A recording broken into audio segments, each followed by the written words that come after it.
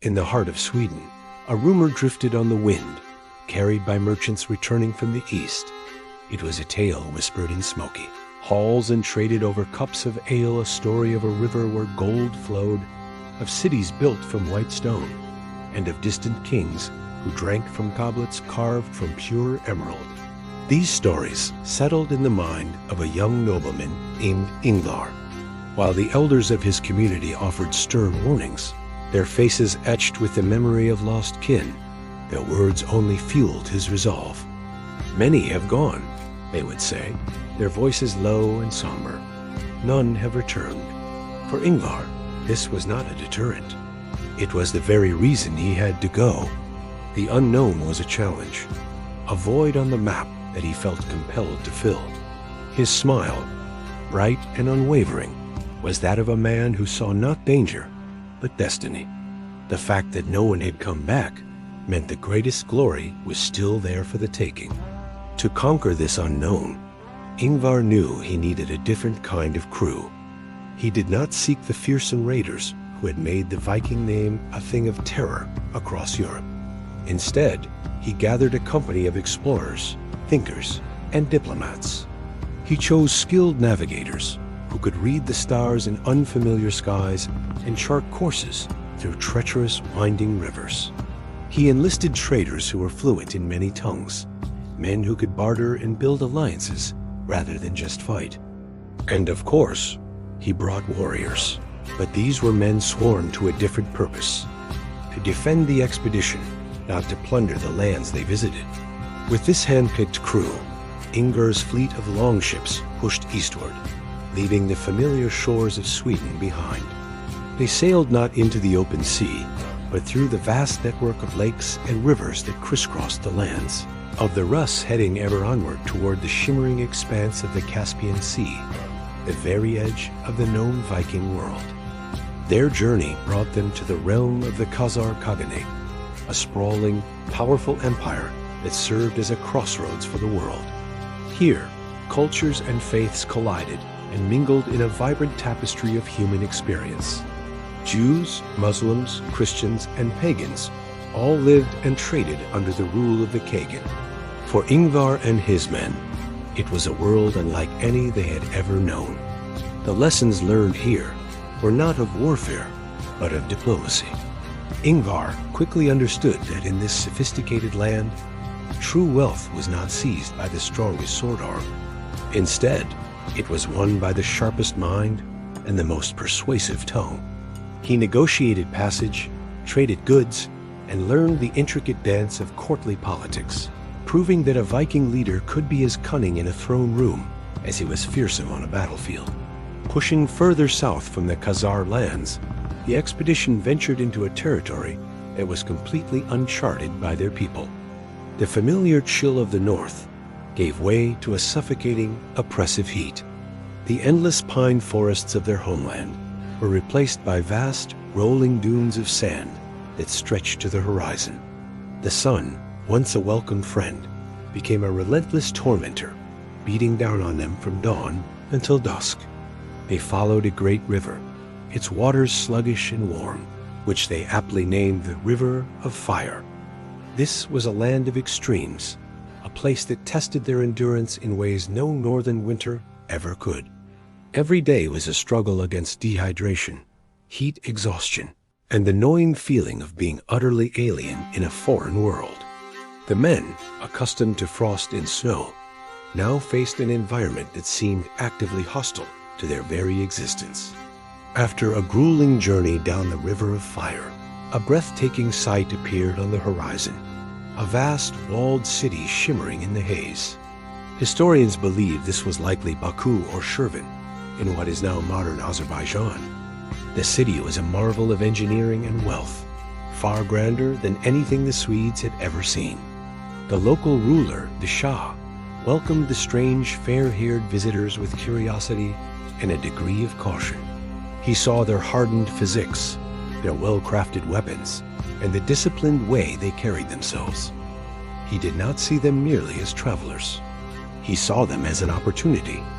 The Shah was embroiled in a war with a neighboring kingdom, and these powerful, battle-hardened Vikings from the north could be the key to his victory. Ingvar, seeking to secure his own position and gain favor, found himself presented with a request that was more of a command: to lend his warriors to the Shah's campaign. The Swedish warriors, accustomed to fighting in shield walls against other Northmen, now found themselves marching to battle beneath a foreign sun, side by side with soldiers clad in shimmering silk and ornate bronze armor. It was a surreal experience, a clash of worlds on the field of battle. Yet their fighting prowess was undeniable. When the enemy cavalry charged, the Swedes stood firm, their heavy axes cleaving through horses and riders with brutal efficiency. They proved their worth time and again, earning the respect of their allies and the fear of their enemies. But a new, more insidious foe soon emerged, one that no axe could defeat. A strange and relentless fever began to spread through their camp. It was a disease born of the southern climate, something no northern healer had ever encountered. Men who had faced down charging horsemen with unshakable courage were laid low by an invisible enemy, their bodies racked with a sickness for which there was no cure. As he watched his men perish one by one, not in glorious battle, but in the throes of a debilitating fever, Ingvar made a difficult decision. He ordered the survivors to turn back, to begin the long journey home. He refused to let his entire expedition be consumed by the strange and hostile land, a place where even the constellations in the night sky were unfamiliar and offered no comfort. The dream of Eastern riches had turned into a nightmare. The return journey was a grim ordeal, a slow, painful retreat through the lands they had so eagerly explored. Many more men fell along the way, their bodies weakened by disease and the immense strain of travel. Ingvar himself, the charismatic leader who had inspired them all to follow him to the edge of the world, would not see Sweden again. His grave lies somewhere in the vast, unforgiving wilderness beyond the Caucasus Mountains, a lonely monument to a dream that ended in tragedy. Years later, when the few gaunt survivors finally limped back to the shores of Sweden, they brought with them not gold or emeralds, but stories of loss. Across the countryside, a wave of grief swept through the communities that had sent their sons, husbands, and fathers on this grand voyage. In their sorrow and their need for remembrance, the families of the fallen turned to the ancient tradition of their people. They commissioned the carving of runestone, massive granite memorials that would stand for 1,000 years. A total of 26 of these stones were raised across the region of Lake Mälaren, all of them bearing a similar, heartbreaking inscription that echoed the same profound loss. They went far into the east with Ingvar, and there he died. These stones became the final somber chapter of his saga, a testament not to victory, but to the deep human cost of ambition. In the end, Ingvar far-traveled became a legend, a powerful symbol in the final chapter of the Viking Age. His story was not one of conquest or plunder like the sagas of old. It was a story of ambition that reached beyond the known map, of a desire to see what lay over the horizon, simply because it was there. His expedition represents the last great surge of Viking exploration, the final echo of a people who had relentlessly pushed the boundaries of their world. Ingvar's saga serves as a timeless reminder that the greatest journeys are not always measured by the treasures brought home, but by the courage it takes to venture into the unknown, even if one never returns. In the 11th century, two brothers, born to a minor Norman lord, stood at a crossroads. Descended from the fierce Norsemen who had conquered and settled Normandy generations before, they carried an ancient, unquenchable fire. Robert Guiscard and Roger de Heteville were not French lords content with their estates. They were warriors in the old Viking tradition, but with a new ambition, not just to plunder, but to take and hold land, to build kingdoms from scratch. With little more than their swords, their ambition, and a small band of loyal followers, they turned their eyes south, leaving the gray skies of Normandy behind for a world of sun, conflict, and untold opportunity. They were sons of exiles, ready to carve their own destiny. Southern Italy and Sicily at this time were not a single kingdom, but a fractured mosaic of competing powers. This was the iron crossroads of the Mediterranean, where three great civilizations clashed and mingled. The Greek-speaking Byzantines held on to ancient territories, their bureaucracy and armies a shadow of their former imperial glory. Arab emirs ruled Sicily and parts of the mainland, their court centers of learning and their cities rich with trade. And Latin Christians, loyal to the Pope in Rome, struggled to assert their own authority through a patchwork of Lombard principalities. Kingdoms rose and fell in a matter of years, alliances shifted like desert sands, and the land was in a constant state of low-grade war. For most, this was a land of chaos and instability. But for the de Hauteville brothers, it was a land of pure, unadulterated opportunity. Robert Guiscard, the elder and more cunning of the two, was the first to make his mark. He arrived in southern Italy not as a conqueror, but as a mercenary captain. He and his Norman knights were blades for hire, fighting for any Lombard or Byzantine lord who could meet their price. They earned a reputation for being unstoppable on the battlefield and utterly ruthless. But soon, Robert grew tired of fighting for others' ambitions. He began to refuse payment in gold, demanding a different kind of reward: land. Piece by piece, castle by castle, he stopped being a paid sword and started becoming a lord in his own right. Through shrewd politics and brutal warfare, he consolidated his power, eventually forcing the Pope to recognize him as the Duke of Apulia and Calabria. He had carved out his own Norman principality from the heart of the Italian chaos. While Robert built his dominion on the Italian mainland, his younger brother Roger looked further south, across the narrow Strait of Messina. Rumors and merchants' tales painted a picture of Sicily as a near-mythical paradise, the golden island of the Mediterranean. They spoke of vast, fertile fields, of cities like Palermo that dwarfed anything in northern Europe, and of fortresses brimming with the accumulated wealth and knowledge of centuries. Under Arab rule, the island had become a nexus of trade, scholarship, and art. Roger, possessing the same relentless drive as his brother, proposed a conquest that seemed impossible to everyone else. With only a few hundred knights, he planned to invade an island defended by tens of thousands. To his doubters, he declared his intent simply: "We will take the island, city by city, stone by stone." The dream of the Golden Island had taken hold. In the spring of 1061, under the cover of a moonlit night, Roger de Hauteville's audacious plan was set in motion.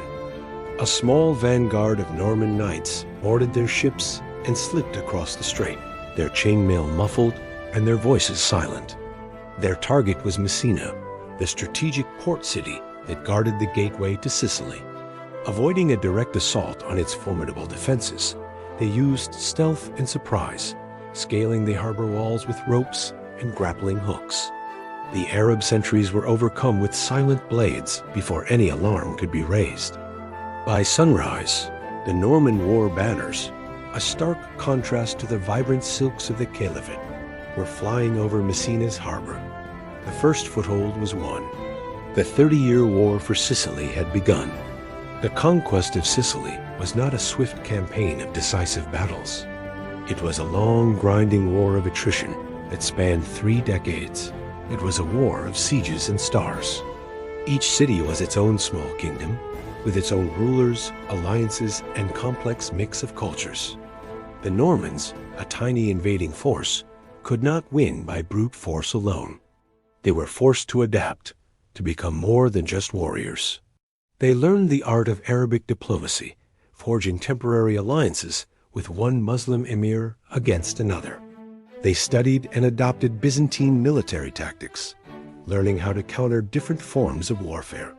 Most importantly, they honed their own cavalry into a force of such discipline and power that their charge became feared across the known world. They were conquering Sicily, but Sicily was also changing them, turning them from simple warlords into sophisticated statesmen. The ultimate prize was Palermo, the magnificent capital of Muslim Sicily. It was a jewel of the Mediterranean, a city of palaces, gardens, fountains, and libraries, rivaling Cordoba and Baghdad. For months, the Normans laid siege to this great city, their forces blockading it by land and by sea. When Palermo finally fell in 1072, many expected the Normans to do what conquerors always did: sack the city, destroy its culture, and impose their own. But Roger did the opposite. He recognized the immense value of what he had conquered. Instead of expelling the scholars, architects, astronomers, and poets, he invited them to stay and serve his new court. A new capital began to rise from the old, one that blended Norse courage, Arab artistic genius, Greek intellectual tradition, and Latin faith. Palermo was not destroyed. It was transformed into the heart of a new, uniquely hybrid civilization. After decades of struggle, the conquest was complete. Roger de Heteville, who had arrived with a handful of men, was now the undisputed Count of Sicily. Upon his death, his legacy was consolidated by his son, who was crowned King Roger II of Sicily. The kingdom he ruled was unlike any other in Europe. It was a sunlit kingdom where the descendants of Viking warlords governed a population of Muslim astronomers, Jewish merchants, Greek scribes, and Latin priests. In the royal court, documents were issued in Latin, Greek, and Arabic. The architecture, the art, the law, and the very culture of the kingdom were a testament to this extraordinary fusion. The court of Sicily became one of the most intellectually vibrant and wealthy in the entire medieval world, a beacon of tolerance and syncretism in an age of division. The saga of the Norman conquest of Sicily is a story of incredible transformation. Robert and Roger de Heteville began their journey as landless, shipless wanderers, the younger sons of a minor nobleman with no inheritance to their name. They ended it as the founders of a dynasty, kings of one of the richest and most sophisticated courts in all of Christendom. Their story is a powerful reminder that the Viking legacy was not confined to raids and longships sailing west into the cold Atlantic. It also pushed south into the sun, where the ambition of the North met the wisdom of the East, creating something new and brilliant in the heart of the Mediterranean. In the late 9th century, the lands of Norway were a storm of blood and steel. A powerful chieftain, Harald Fairhair, was carving out a kingdom, forcing the free clans to bend the knee or face his wrath. Amidst this turmoil lived two young chieftains, sworn foster brothers named Ingolfr Arnarsson and Hærleifr Romarsson. Their lives were bound by kinship and loyalty, but the growing conflict of the age would soon catch them in its web. During a winter festival, a careless insult from one of their rivals escalated into violence. Swords were drawn, blood was spilled, and the two brothers found themselves entangled in a deadly feud. Vengeance was a certainty, a cycle of killing that would claim many lives. Faced with this grim reality and the encroaching power of King Harald, Ingolfr and Hærleifr saw only one path forward: exile. They would not submit to a king, nor would they be consumed by an endless blood feud. They chose to leave the land of their ancestors behind and seek a new life across the unforgiving sea. Before setting his longship on its westward course, Ingolfr Arnarsson turned to the traditions of his people. He was a man who respected the old ways, believing that the fate of men was woven by the gods. Standing on the shore of Norway, he performed the ancient rites, seeking guidance for the perilous journey ahead. He declared that his new home would not be chosen by his own will, but by the will of the gods themselves. As a testament to this oath, he took the magnificent high-seat pillars from his hall, great carved timbers that symbolized his authority and the heart of his home, and cast them into the vast, churning ocean. He vowed that wherever these sacred pillars washed ashore, he would build his new life. The sea, vast and impartial, was now the arbiter of his destiny. His fate was no longer in his hands, but adrift upon the waves, a solemn promise to the unseen forces that governed the world. After many weeks sailing west, a strange and dramatic coastline rose from the horizon. This was a land unlike any they had ever seen. Towering volcanic mountains, their peaks shrouded in mist, dominated the landscape.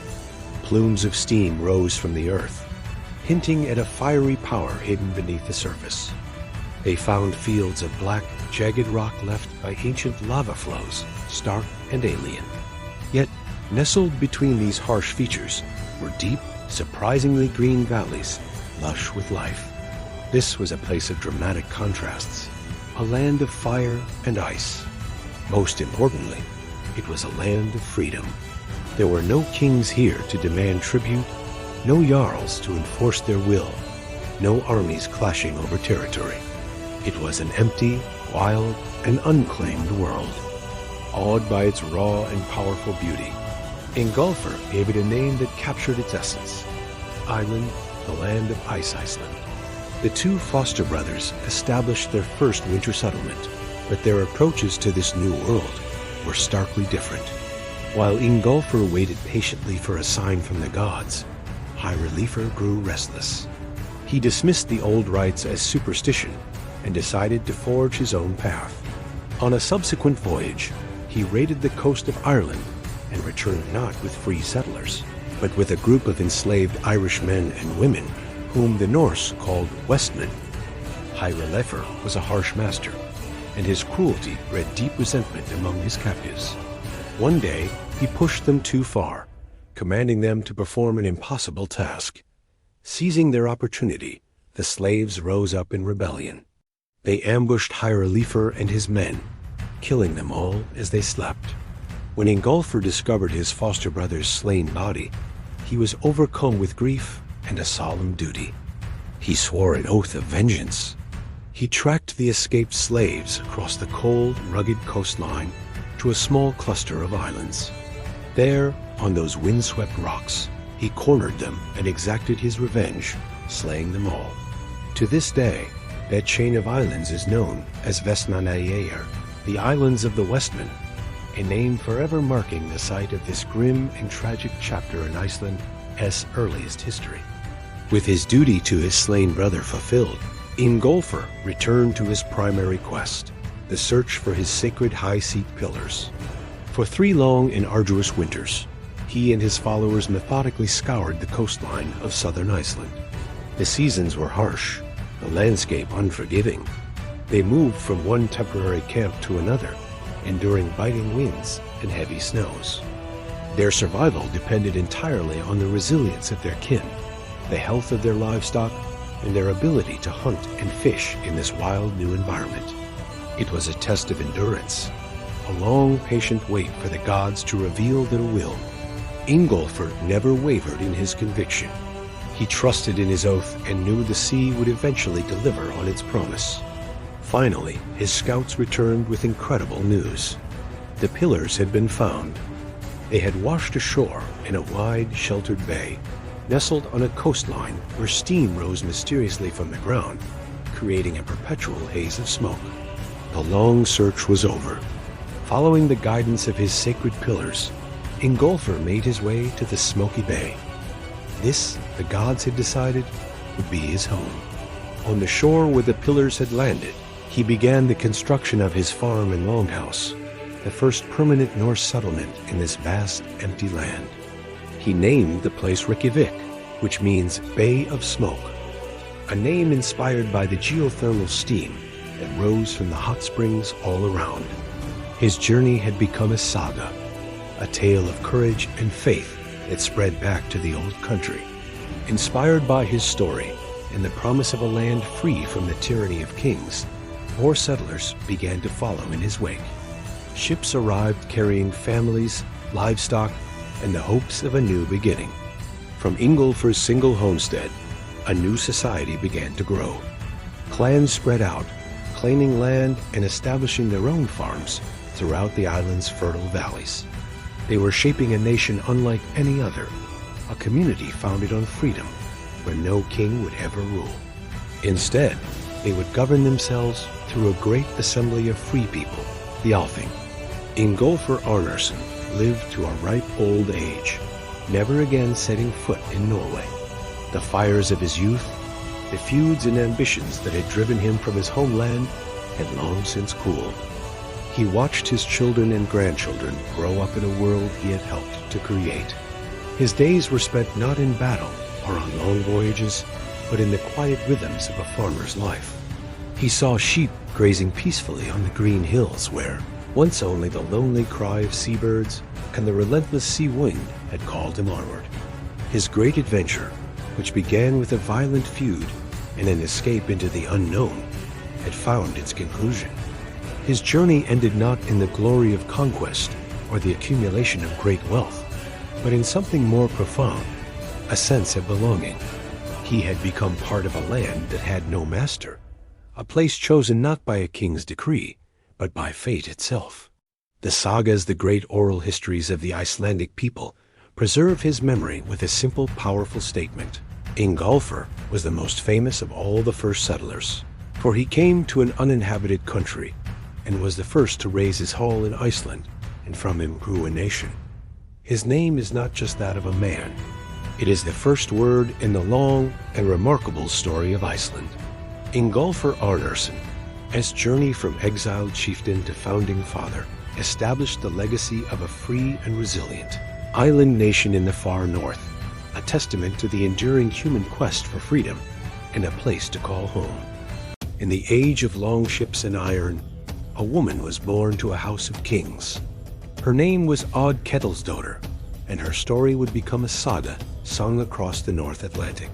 She was the daughter of a powerful chieftain in Norway, her family bound by blood and oath to the sea kings who ruled the waves. They were wealthy, respected, and masters of their own destiny. But the winds of change were blowing across the Norwegian fjords. A new king, Harald Fairhair, was forging a single, unified kingdom with fire and steel. Old loyalties were broken, and old powers were cast down. Odd's family, proud and independent, stood against the tide and were swept away. Their world of honor and tradition fell from favor, and the shadows of a new order began to fall across their lands. The price of defiance was steep. Odd's father, a great chieftain, was killed in the conflict, his hall left empty and his legacy under threat. Seeking refuge in a new beginning, Odd and her family fled their ancestral home, crossing the sea to the rugged isles of the west. There, her son Thorstein the Red grew into a formidable warlord. He carved out a kingdom for himself in the wilds of Scotland, leading raids and commanding armies with the same fire that had burned in his grandfather's veins. For a time, it seemed as if their family's fortunes had been restored. But power built on violence is often fleeting. Thorstein was betrayed by his own allies, his ambitions cut short by a traitor's blade. Odd, who had already lost her father and her husband, was now a mother grieving for her only son. In a world ruled by men and their swords, she stood alone, a matriarch without a patriarch, a queen without a kingdom. Yet, Odd refused to be broken by grief or despair. With her male heirs gone and rival clans circling like wolves, Odd knew she had to forge her own path. Remaining in Scotland meant becoming a prize of war, a pawn in the games of petty chieftains. So she made a bold and secret plan. Deep within a forest, hidden from the eyes of her enemies, she commissioned the construction of a nair, a great ocean-going longship. It was a vessel of escape, a wooden key to a future she would command herself. As the ship neared completion, she made another decision, one that would redefine her leadership. She gathered all the thralls of her household, the enslaved people who had served her family for generations. Instead of keeping them in bondage, she granted them their freedom. In one act of profound empathy, she turned them from property into people, from slaves into loyal followers who would share in her gamble for a new life. When the ship was finally ready, they launched it under the cover of darkness. With Odd at the helm and her crew of freed men and women, they sailed west, turning their backs on the old world and heading into the vast, unknown ocean. The voyage was a trial of fire and water. They sailed into the teeth of North Atlantic gales, their small ship tossed by waves as tall as mountains. They navigated past hostile shores, where every strange sail was a potential threat. Through it all, Aud commanded the ship not with shouts or threats, but with a quiet, unshakable resolve. She was the calm center of the storm, her mind clear and her decisions swift. Her crew, who had once been her slaves, now looked to her with a respect that went deeper than fear. They saw her wisdom, her foresight, her unshakable courage in the face of chaos. It was on this perilous journey across the sea road that she earned a new name, one that would follow her into legend: Aud the Deep-Minded. They were sailing toward a rumor, a whisper on the wind of a newly discovered land far to the west. It was a place called Iceland, a volcanic island where there were no kings, no earls, and no ancient feuds. It was a land where a person could claim their own ground and shape their own fate. After a long and arduous journey, the shores of Iceland rose from the horizon. It was a raw, primal landscape of ice and fire, a blank slate waiting to be written upon. While other settlers rushed to claim the most fertile lowlands, Aud steered her ship further, exploring the coastline with a patient eye. She chose her home in the west, in a region of wide, dramatic fjords that would come to be known as the Brea Fjordur. Here, she laid claim to a vast swath of land, enough to make her one of the most powerful chieftains in the new settlement. But Aud's rule was unlike any other. The sagas tell of chieftains who ruled with iron fists, hoarding land and power for themselves. Aud, however, governed with an open hand. She had promised her followers a share in their new future, and she kept her word. She divided the great territory she had claimed, granting large parcels of land to each of her followers, the same men and women who had sailed with her from Scotland. She built a great hall at her farm, Vamr, but it was not a fortress meant to intimidate. It was a center of community, where she held feasts not to display her wealth or power, but to build fellowship and strengthen the bonds of her new, diverse clan. Years passed, and Aud settled and prospered. Her grandson, Olaf Fylen, came of age, and to celebrate his future, Aud decided to host his wedding feast. But this was to be no ordinary celebration.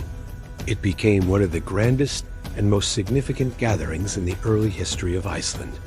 From all corners of the island they came: powerful chieftains, newly arrived settlers, fierce warriors, and humble farmers. They gathered at her hall at Vamr, not as rivals, but as guests united in peace under Aud's roof. This feast was the culmination of her life's work. She had not conquered a kingdom, but she had built a society. At the head of the great hall, she sat in the high seat, a position usually reserved for the most powerful male chieftain. She was an old woman now, her face a map of the long roads she had traveled. Yet she sat with a calm and wise authority, a matriarch who had faced down kings and storms, who had outlived her grief, and who had woven a new world from the threads of a broken one. As she felt her long life drawing to a close, Aud the Deep-Minded prepared for her final journey. She walked the lands she had claimed, visiting each farm she had established and each family she had settled. She looked upon the fields, the houses, and the people, and saw the fruits of her vision. She had not just claimed a piece of Iceland. She had planted a community that would grow for centuries. With the same foresight she had shown throughout her life, she chose her own burial place.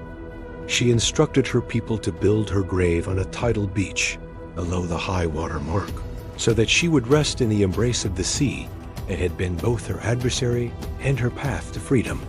The sagas say she was buried in her ship, a queen laid to rest in her vessel, forever facing the sea road that had brought her to this land of new beginnings.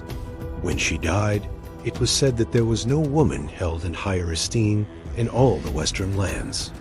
She passed not into silence, but into legend. Aud's legacy was not written in stone monuments or grand conquests.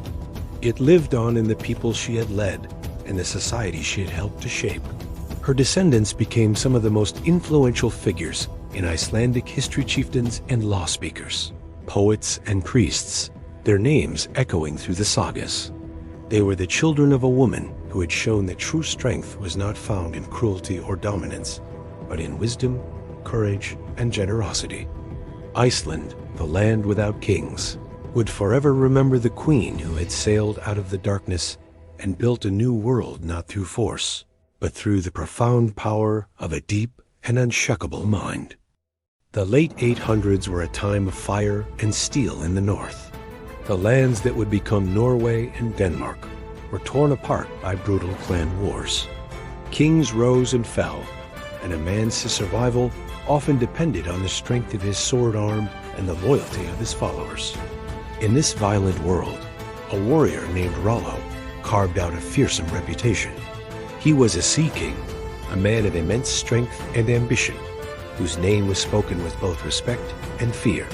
But his fierce independence put him on a collision course with a rising king who demanded absolute loyalty.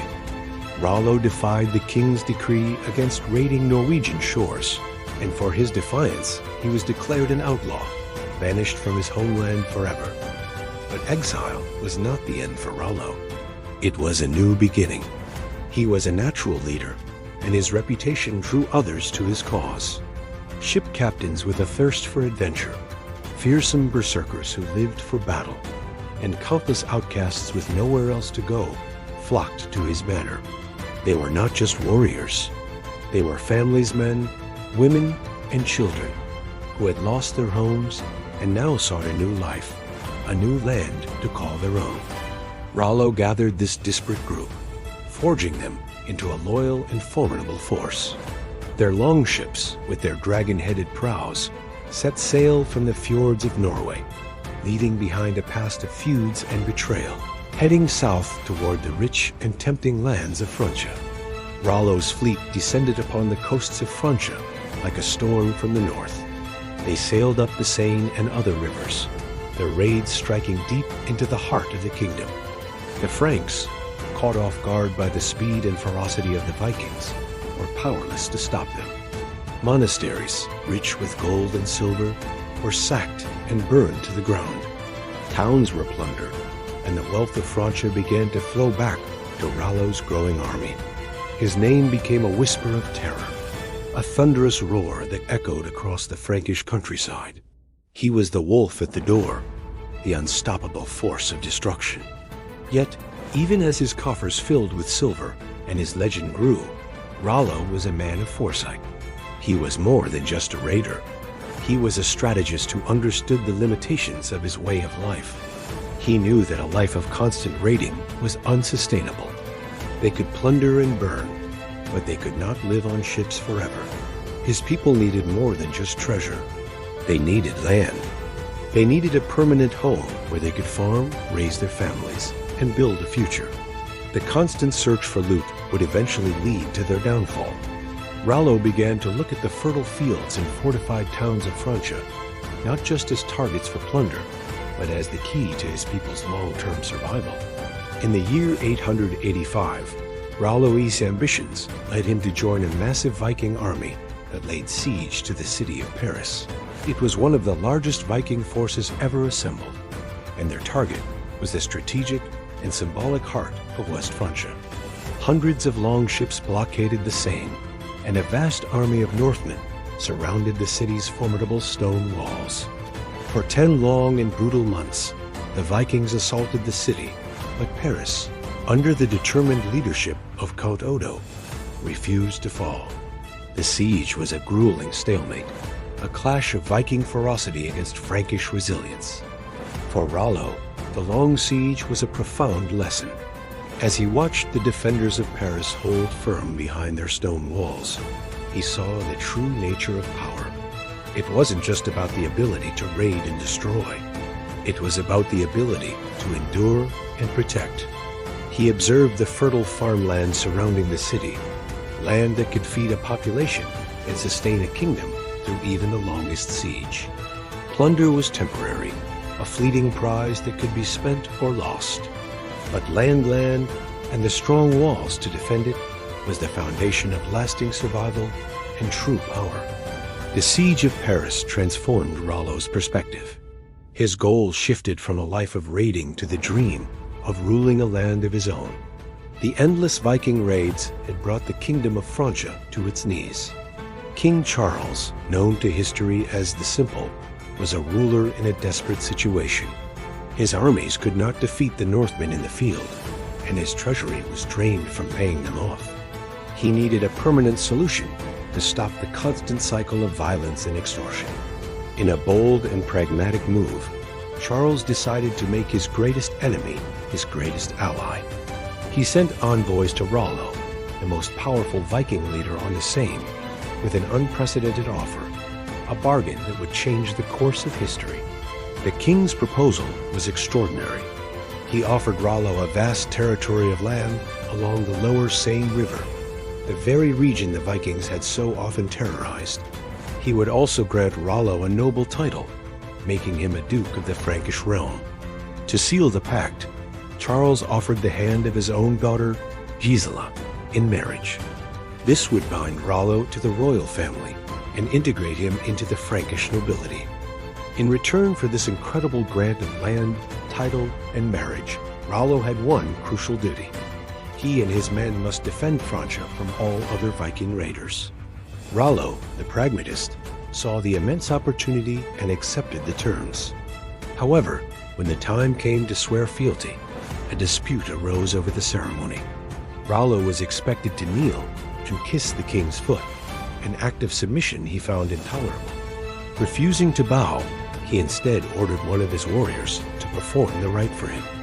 The warrior, showing the same defiant spirit as his leader, simply grabbed the king's foot and lifted it to his mouth, causing the king to tumble backward. The Northmen roared with laughter, a clear sign that while they were becoming allies, they would not be easily tamed. The land granted to Rollo and his followers soon became known as Normandy Terra Noranorum, the land of the Northmen. Rollo proved to be as skilled a ruler as he was a warrior. He immediately set about transforming his new domain from a Viking stronghold into an organized duchy. He distributed the fertile farmland among his most trusted followers, turning raiders into landed lords. He strengthened the fortresses and rebuilt the towns that his own men had once plundered, establishing a strong defensive network to protect his territory. Crucially, Rollo understood that a society could not be built on violence alone. He established a new and rigorous legal system, known as the Norman Law. It was famous for its harsh but effective justice. One of his most famous decrees was a strict prohibition against theft. No man shall steal another's grain. Legends say that to prove the effectiveness of his laws, he left a valuable bracelet hanging from a tree in a public forest, and for years, no one dared to touch it. He brought order to a land that had known only chaos, laying the groundwork for a stable and prosperous society. The Vikings began to change, their Norse blood and traditions slowly blending with the culture and language of the local Franks. They were no longer just sea raiders. They were becoming farmers, lords, and knights. As part of the treaty with King Charles, Rollo had agreed to convert to Christianity. He was baptized in the Cathedral of Rouen, taking the Christian name Robert. This was a critical political act, signaling his commitment to his new role as a Frankish duke and integrating his people into the religious fabric of Europe. However, Rollo's conversion may have been more pragmatic than pious. It was said that while he publicly embraced the new faith, he continued to honor the old gods of his youth in private. Rumors persisted that even on his deathbed, he made sacrifices to both Odin and the Christian god, hedging his bets for the afterlife. This dual identity was reflected throughout Normandy. As his people settled the land, they built Christian churches, their spires reaching for the sky. But beside them, they often constructed longhouses in the traditional Norse style. A new and unique culture began to form, one that was neither purely Viking nor purely Frankish. They spoke a new language, a dialect of French infused with Old Norse words. They adopted Frankish methods of warfare, particularly the use of heavy cavalry, but fought with the same ferocity that had carried their ancestors across the sea. They were becoming something new, a hybrid people forged in the crucible of conquest and assimilation. They were the Normans.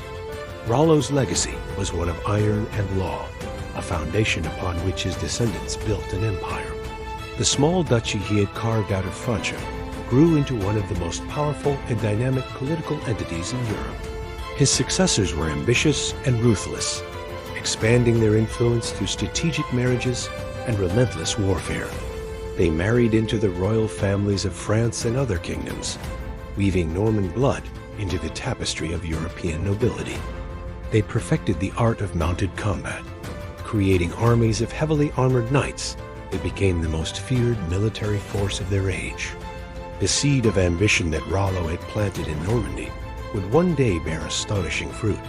Generations later, one of his direct descendants, a man named William, would look across the English Channel with the same hunger for land and power that had once driven Rollo. Distant grandson would gather a massive army, cross the sea, and win a kingdom with a single decisive battle. He would become known to history as William the Conqueror, and his conquest of England in 1066 would forever change the destiny of that nation, embedding the Norman legacy deep into its language, culture, and law. In his old age, Rollo the Walker, the man who had marched across kingdoms, could finally rest. He walked the green fields of Normandy, the same lands he had once taken by the sword, now peaceful and prosperous under his rule. He had transformed a band of exiled raiders into the masters of a powerful duchy. He was a bridge between two worlds, the pagan North and Christian Europe, the age of Vikings and the age of knights. Before his death, it is said that he made one final grand offering, perfectly embodying his life's duality. He ordered 100 pounds of gold to be given to the Christian churches of his domain, but he also had 100 captured enemies sacrificed to the old Norse gods of his youth. The saga of Rollo the Walker thus came to an end. He died not just as the last of the great Viking warlords, but as the first Duke of Normandy, a founder of a dynasty whose influence would echo for centuries. From the cold shores of Scandinavia, a new story begins, not in the storm-tossed waves of the Atlantic, but in the mists of the East. Around the year 860 CE, longships, their dragon prows cutting through the fog, leave the familiar coastlines of Sweden behind. They do not sail west to raid England or France, but east, navigating the labyrinthine rivers that weave across the vast, unknown lands of Eastern Europe. These are the Russ, a name meaning the men who row, and their journey is not just for plunder, but for profit. They follow the great river arteries, the Volga, the Dnieper, on a quest for silver. In these lands, they trade valuable furs, honey, and amber for gleaming silver dirhams from the Abbasid Caliphate in the east. The rivers become conduits of wealth, a river of silver, connecting the Baltic to the Caspian. But where silver flows, swords are soon drawn. The promise of fortune attracts warriors, and these river routes quickly transform from peaceful trade highways into contested battlegrounds, where ambition and steel decide who controls the flow of riches. Among these ambitious Norsemen is a chieftain named Rurik, a figure shrouded in the mists of legend, yet credited as the founder of a dynasty. Said to be of the Yngling clan, a lineage of legendary Swedish kings, Rurik's destiny lies not in his homeland, but in the fractious lands of the Slavs. The local Slavic and Finnic tribes, weary of constant internal feuds and external threats, see in the organized and formidable Russ a potential solution to their chaos. According to the primary chronicle, a medieval history of the region, the tribes send a message to the Russ, declaring, "Our land is great and rich, but there is no order in it. Come to rule and reign over us." Whether by invitation or by conquest, Rurik accepts the call. He settles in the north, establishing a stronghold at Novgorod. Here, in this land of rivers and forests, he founds a dynasty that will endure for over 700 years. This moment marks the genesis of the first East Slavic state, a realm that history will come to know as the Kievan Rus. While Rurik solidifies his rule in the north, Two of his kinsmen, Eskold and Dir, look south with restless ambition.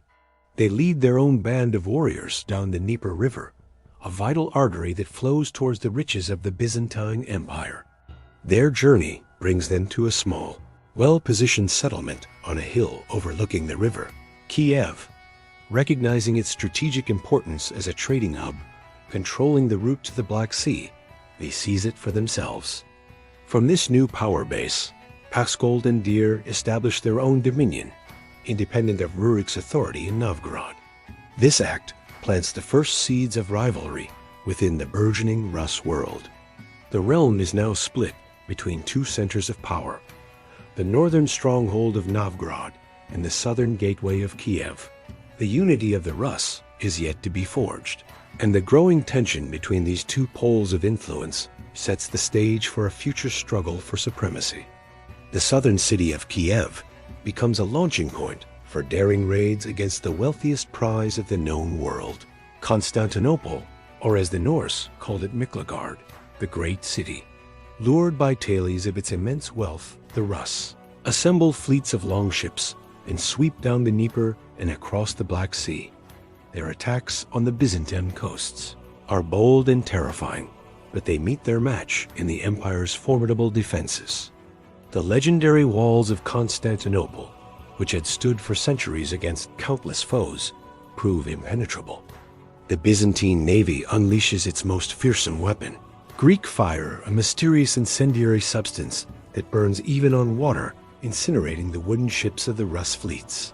Though their assaults are repelled, the Rus do not return empty-handed. The Byzantines, impressed and wary of their ferocity, often buy peace with gold and lucrative trade treaties. Over time, the relationship evolves from one of raiding to one of service. The Rus warriors, renowned for their loyalty and combat prowess, become sought-after mercenaries in the Byzantine army, forming the elite Varangian Guard, the personal bodyguards of the emperor himself. After Rurik's death, the mantle of leadership passes not to his young son, Igor, but to a kinsman named Oleg.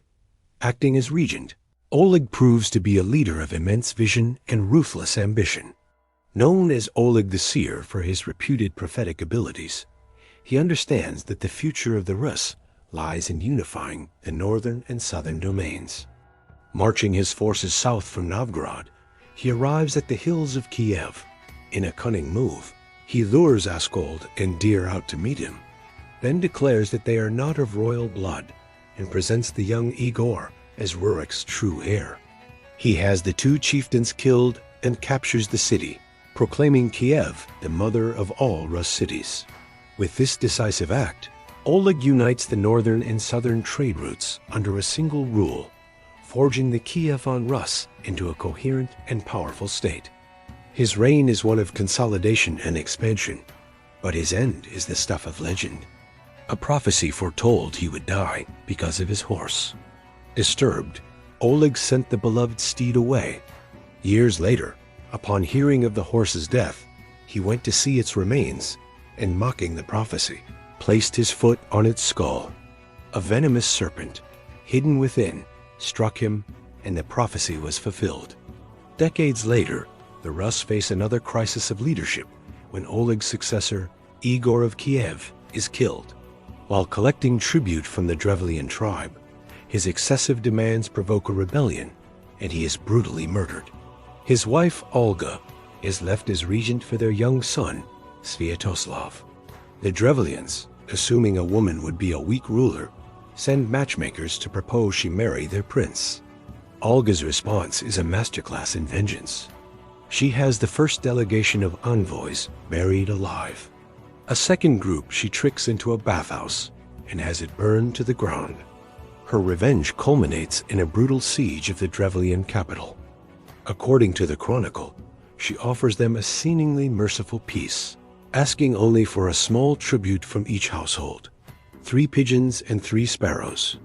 When the birds are delivered, she has her soldiers tie smoldering pieces of cloth to their legs and release them.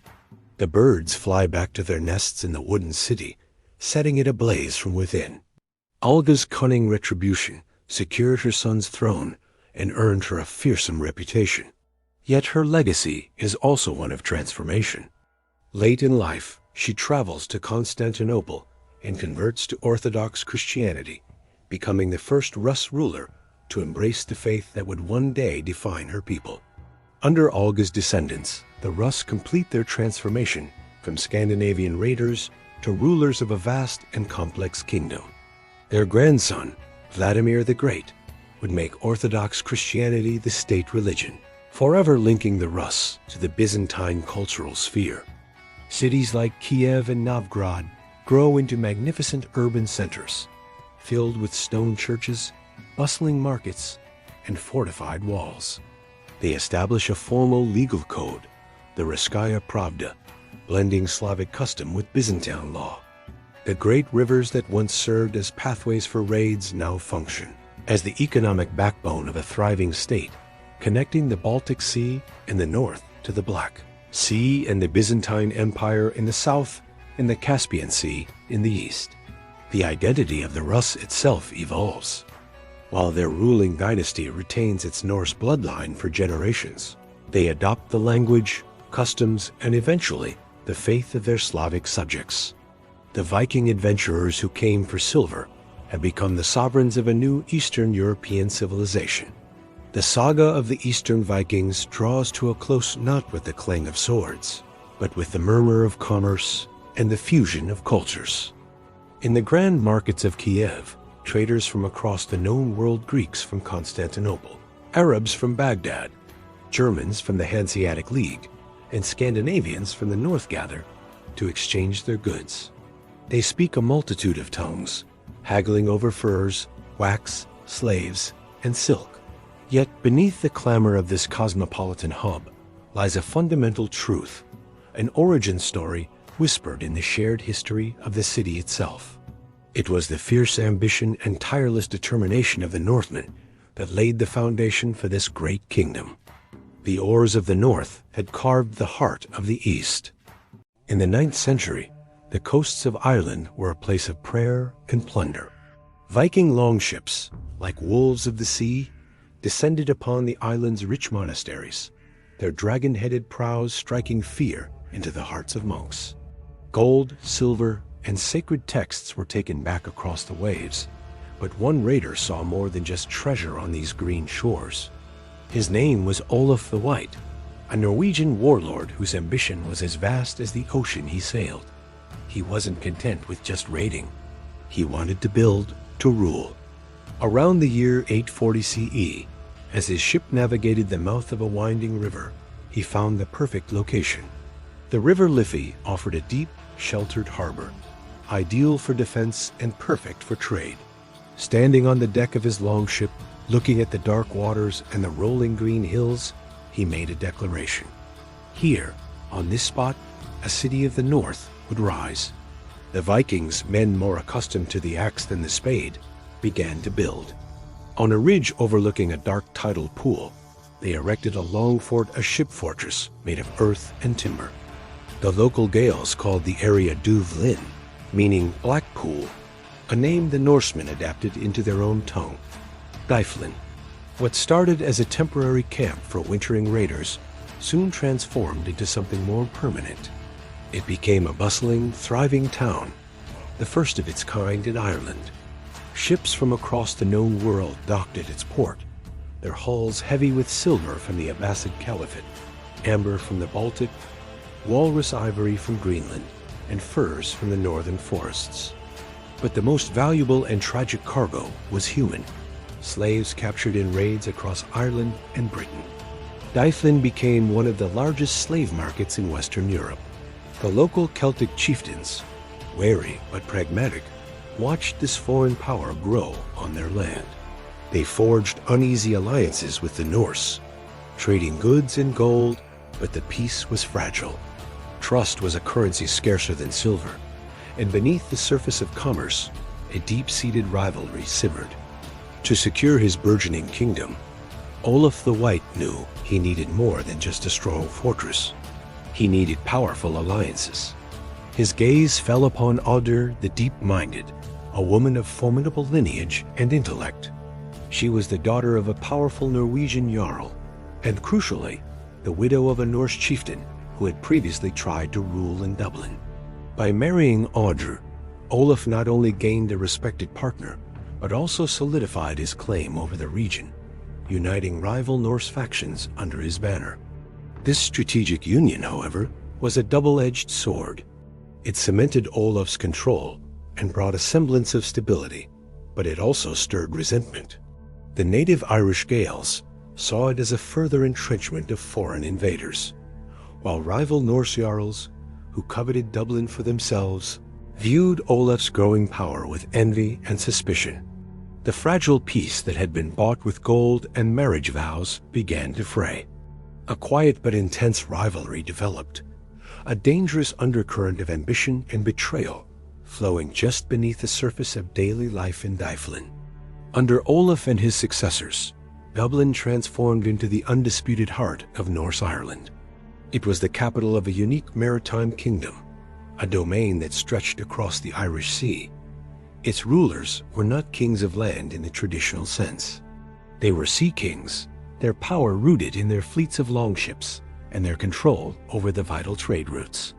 Their influence radiated outwards from the Blackpool on the Liffey, connecting Dublin to other Viking strongholds like York in England, the Orkney and Hebridean Islands off Scotland, and even Iceland. Through an intricate network of long-distance exchange, goods from Dublin traveled as far as the markets of Baghdad and the shores of the Caspian Sea. This wealth, however, was built on a foundation of violence. While merchants traded silk and spices in the city's bustling marketplace, Viking raiding parties continued to sail out from Dublin's harbor, sacking Irish monasteries and holy sites. This relentless plunder fed the city's coffers, but also fueled a growing fire of resentment and a holy wrath among the Gaelic Irish, who saw the Sea Kings as godless heathens. The constant raids and the growing arrogance of the Norsemen in Dublin could not be ignored forever. The High King of Ireland, Mael Secnil Mac Mael Ruinade, a powerful ruler from the southern Hugh Neil dynasty, decided that the foreign stronghold had to be destroyed. He began to gather a great army, uniting disparate Gaelic clans, vengeful monks whose monasteries had been burned, and even rival Norse factions who saw an opportunity to weaken Dublin's dominance. In 866, this formidable coalition marched on the Norse kingdom. Olaf the White, a seasoned warrior, was not one to hide behind his city's walls. He led his army out to meet the challenge, forming his elite warriors into a dense shield wall at a place steeped in Irish mythology, the Hill of Tara. The battle was a chaotic and brutal clash of cultures and steel. The disciplined Viking shield wall held firm against the ferocious charges of the Gaels, but they were vastly outnumbered. The fighting was fierce, a storm of axes, swords, and spears, but defeat for the Norse was inevitable. Olaf's army was broken, and he and the survivors fled the field. Mael Secnel's army marched on Dublin, burning the settlement to the ground and driving its Norse inhabitants out, forcing them to scatter to the Isles and their homelands across the sea. For several years, the fortress on the Liffey lay in ruins, reclaimed by the Gaels. The great Norse experiment in Ireland seemed to be over, but the dream of Dublin was not so easily extinguished. From his new base in Scotland, Olaf's son, Thorstein the Red, plotted his return. He inherited his father's ambition and cunning, and he was determined to reclaim his birthright. Thorstein didn't rely on brute force alone. He spent years forging new, clever alliances with Scottish chieftains and other Viking lords, gathering strength for his campaign.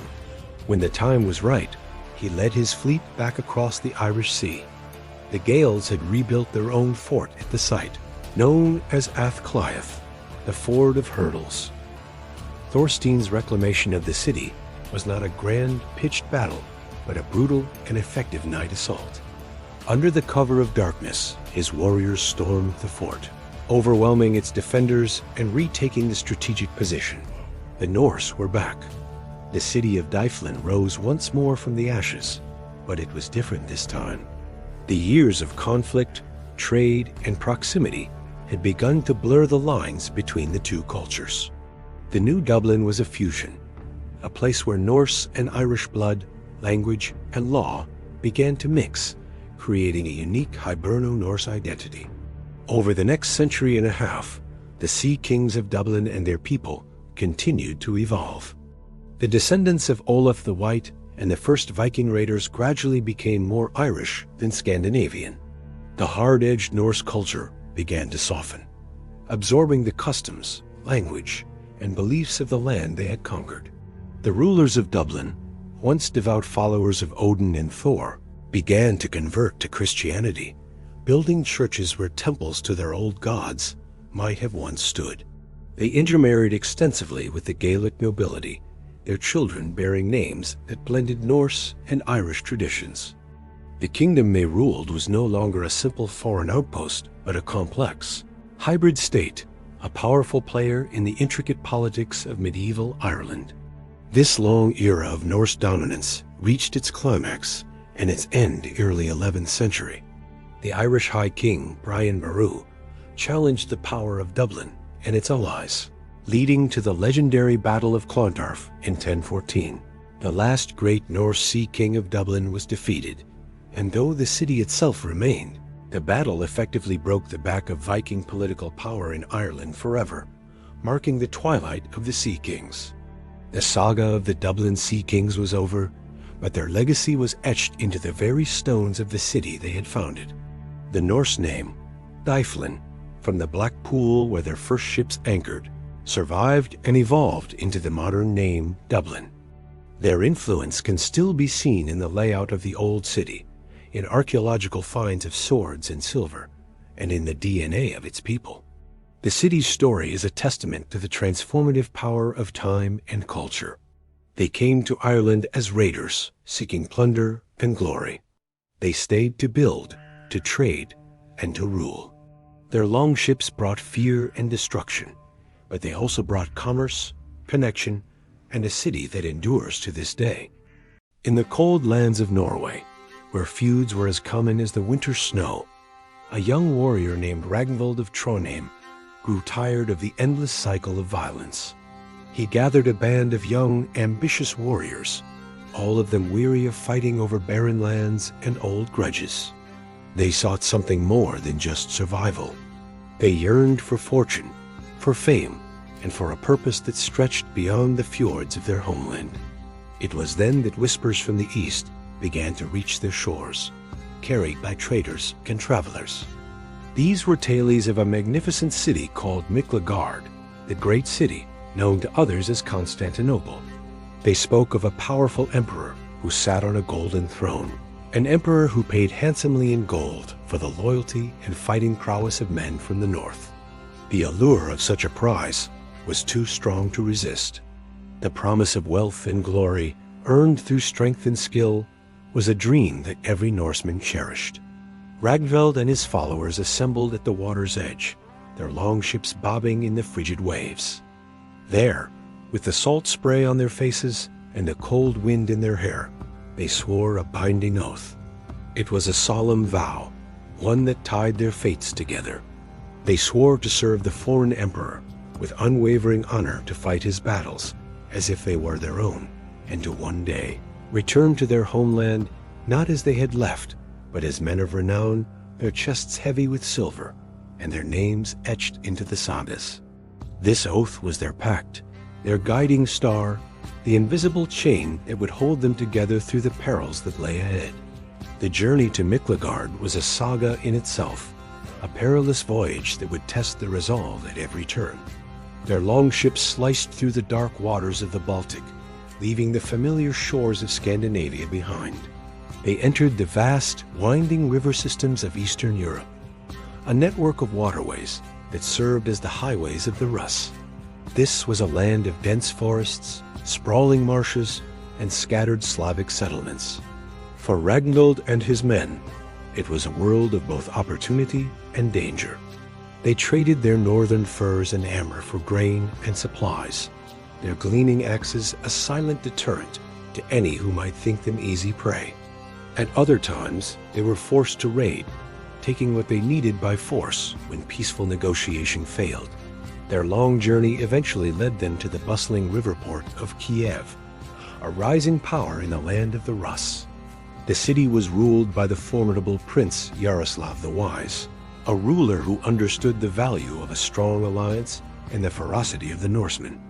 Impressed by their discipline and martial bearing, Yaroslav granted them safe conduct through his lands, allowing them to continue their journey south towards the Black Sea and the Byzantine Empire. The path was not without its hardships. Disease crept into their ranks, claiming strong warriors in their sleep. Ambushes sprung from the dense forests lining the riverbanks, forcing them to fight for their lives. Yet, with every challenge they overcame, their reputation grew. Stories of the disciplined, ferocious warriors from the north traveled ahead of them, a ripple of fear and respect that preceded their arrival in the great city of their dreams. After months of travel, the sight that greeted them was beyond anything they could have ever imagined. Miklagard, Constantinople, rose from the shores of the Bosphorus like a jeweled crown. It was a city that defied belief, a labyrinth of marble palaces that seemed to touch the sky, their walls adorned with shimmering mosaics that depicted saints and emperors in gold and precious stones. The streets teemed with a vibrant, chaotic mix of people from every known corner of the world, merchants from Persia, scholars from Greece, and nomads from the steppes, all mingling in a symphony of languages and cultures. The sheer scale and opulence of the city overwhelmed the Norsemen, who had grown up in wooden longhouses amidst the stark beauty of their homeland. Their arrival did not go unnoticed.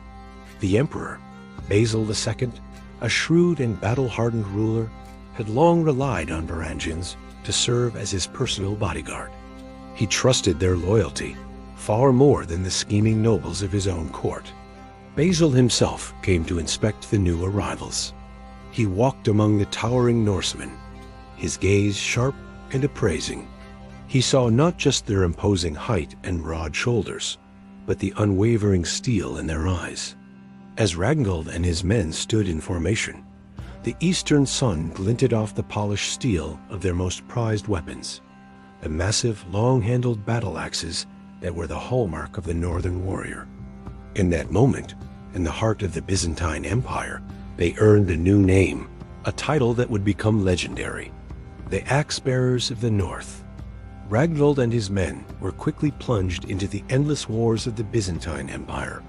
Their new master, Emperor Basil II, was a relentless campaigner, determined to expand and secure his borders. The Varangians were his elite shock troops, sent to the most dangerous frontiers where the fighting was fiercest.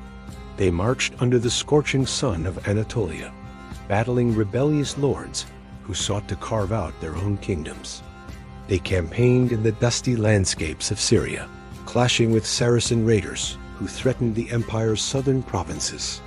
Their unique style of fighting, a blend of disciplined shield wall tactics and terrifying berserker fury, left a deep impression on all who witnessed it.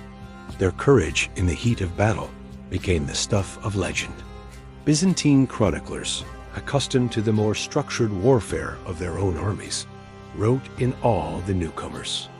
They described them not as men, but as something more primal, more fearsome.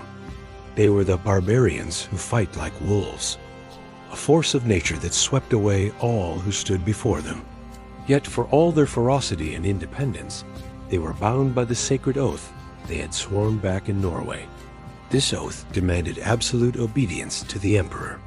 It was an unbreakable bond that forbade them from questioning orders or pursuing their own ambitions.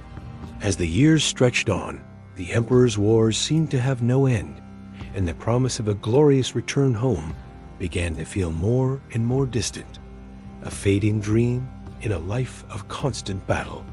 The years bled into one another, marked by the changing seasons of campaign and garrison duty.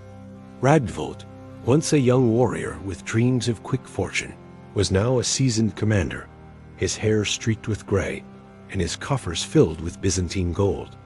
He had grown rich, but he had also grown weary.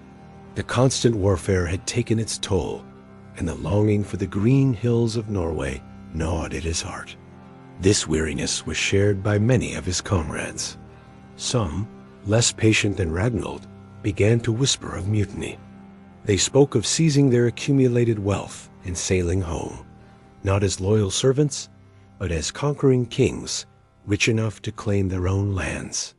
Their whispers grew into a conspiracy, a dangerous plot that threatened to shatter the very foundation of their service. The conspiracy did not escape the notice of the emperor's ever-watchful agents. The emperor's chief steward, a man skilled in the art of intrigue, approached Ragnvald in secret. He knew of the plot and offered Ragnvald a choice, a temptation wrapped in gold. He would be rewarded handsomely if he betrayed the conspirators, his own countrymen, his brothers in arms. Ragnvald was torn. On one side was the bond of friendship, the loyalty he felt to the men who had sailed and fought alongside him for decades. On the other was the sacred, binding oath he had sworn to the emperor, an oath of absolute loyalty. In the end, the weight of the oath proved heavier than the bonds of brotherhood. He chose his sworn duty over his personal feelings. With a heavy heart, Ragnvald revealed the plot. He then stood in the palace courtyard, a silent, grim witness, as his former comrades were led out and executed for their treason. Decades after he first swore his oath on the shores of Norway, an aged Ragnvald finally sailed for home. His longship was heavy, not with the plunder of a mutineer, but with the gold he had honorably earned through a lifetime of service. He carried with him an imperial seal, a testament to his long and loyal duty to the Byzantine emperor. As his ship cut through the familiar, cold waters of the North Sea, he prepared to return as the man of fame and fortune he had once dreamed of becoming. But the Norway he returned to was not the Norway he had left behind. The land had changed profoundly. The old gods, Odin and Thor, were largely forgotten, their altars replaced by the stone churches of the new Christian faith that now ruled the land. The feuding warlords of his youth were gone, replaced by a more centralized kingdom. His own name, Ragnvald of Trondheim, which he had hoped would be sung in sagas, was barely a whisper, a forgotten echo from a bygone era. The world had moved on without him. He was a stranger in his own homeland, a relic of a past that no longer existed. He walked to the burial cairn of his father, a simple mound of stones overlooking the fjord. There, with no one to witness his final act of service, he dug into the cold earth and buried his great Varangian axe, the symbol of his life as a warrior in a foreign land. As he covered it with soil, he murmured to the wind, his voice raspy with age and regret. Gold is light. Oaths are heavy. The legacy of the Varangian Guard, however, endured long after Ragnvald and his generation had passed into memory. Their presence was etched not just into the sagas of the North, but into the very stone of the empire they had served. For centuries to come, travelers visiting the magnificent Hagia Sophia in Constantinople could find faint inscriptions carved into the marble railings. They were Norse runes, a message from a distant past, left by a warrior far from home. Halfdan carved these runes. These simple words were a testament to the thousands of Northmen who had stood guard in the heart of the Christian world, their loyalty and strength becoming an integral part of Byzantine history. Their service became a legend that spanned two cultures. In the north, they were the heroes who journeyed to Miklagard and returned with unimaginable wealth. In the south, they were the axe-wielding barbarians, the emperor's most trusted and fearsome protectors. They were warriors from what the Byzantines considered the very edge of the world, guarding the greatest and most sophisticated empire of their age. The saga of the Varangian Guard serves as a powerful reminder of a unique chapter in history, a time when two vastly different worlds collided. It is a story that concludes with a profound truth. The cold, harsh north gave the world not only its fiercest swords and most formidable warriors, but also its truest and most unbreakable oaths. The year is 1408, and the world is growing colder. On the jagged coast of Greenland, the western settlement has fallen silent.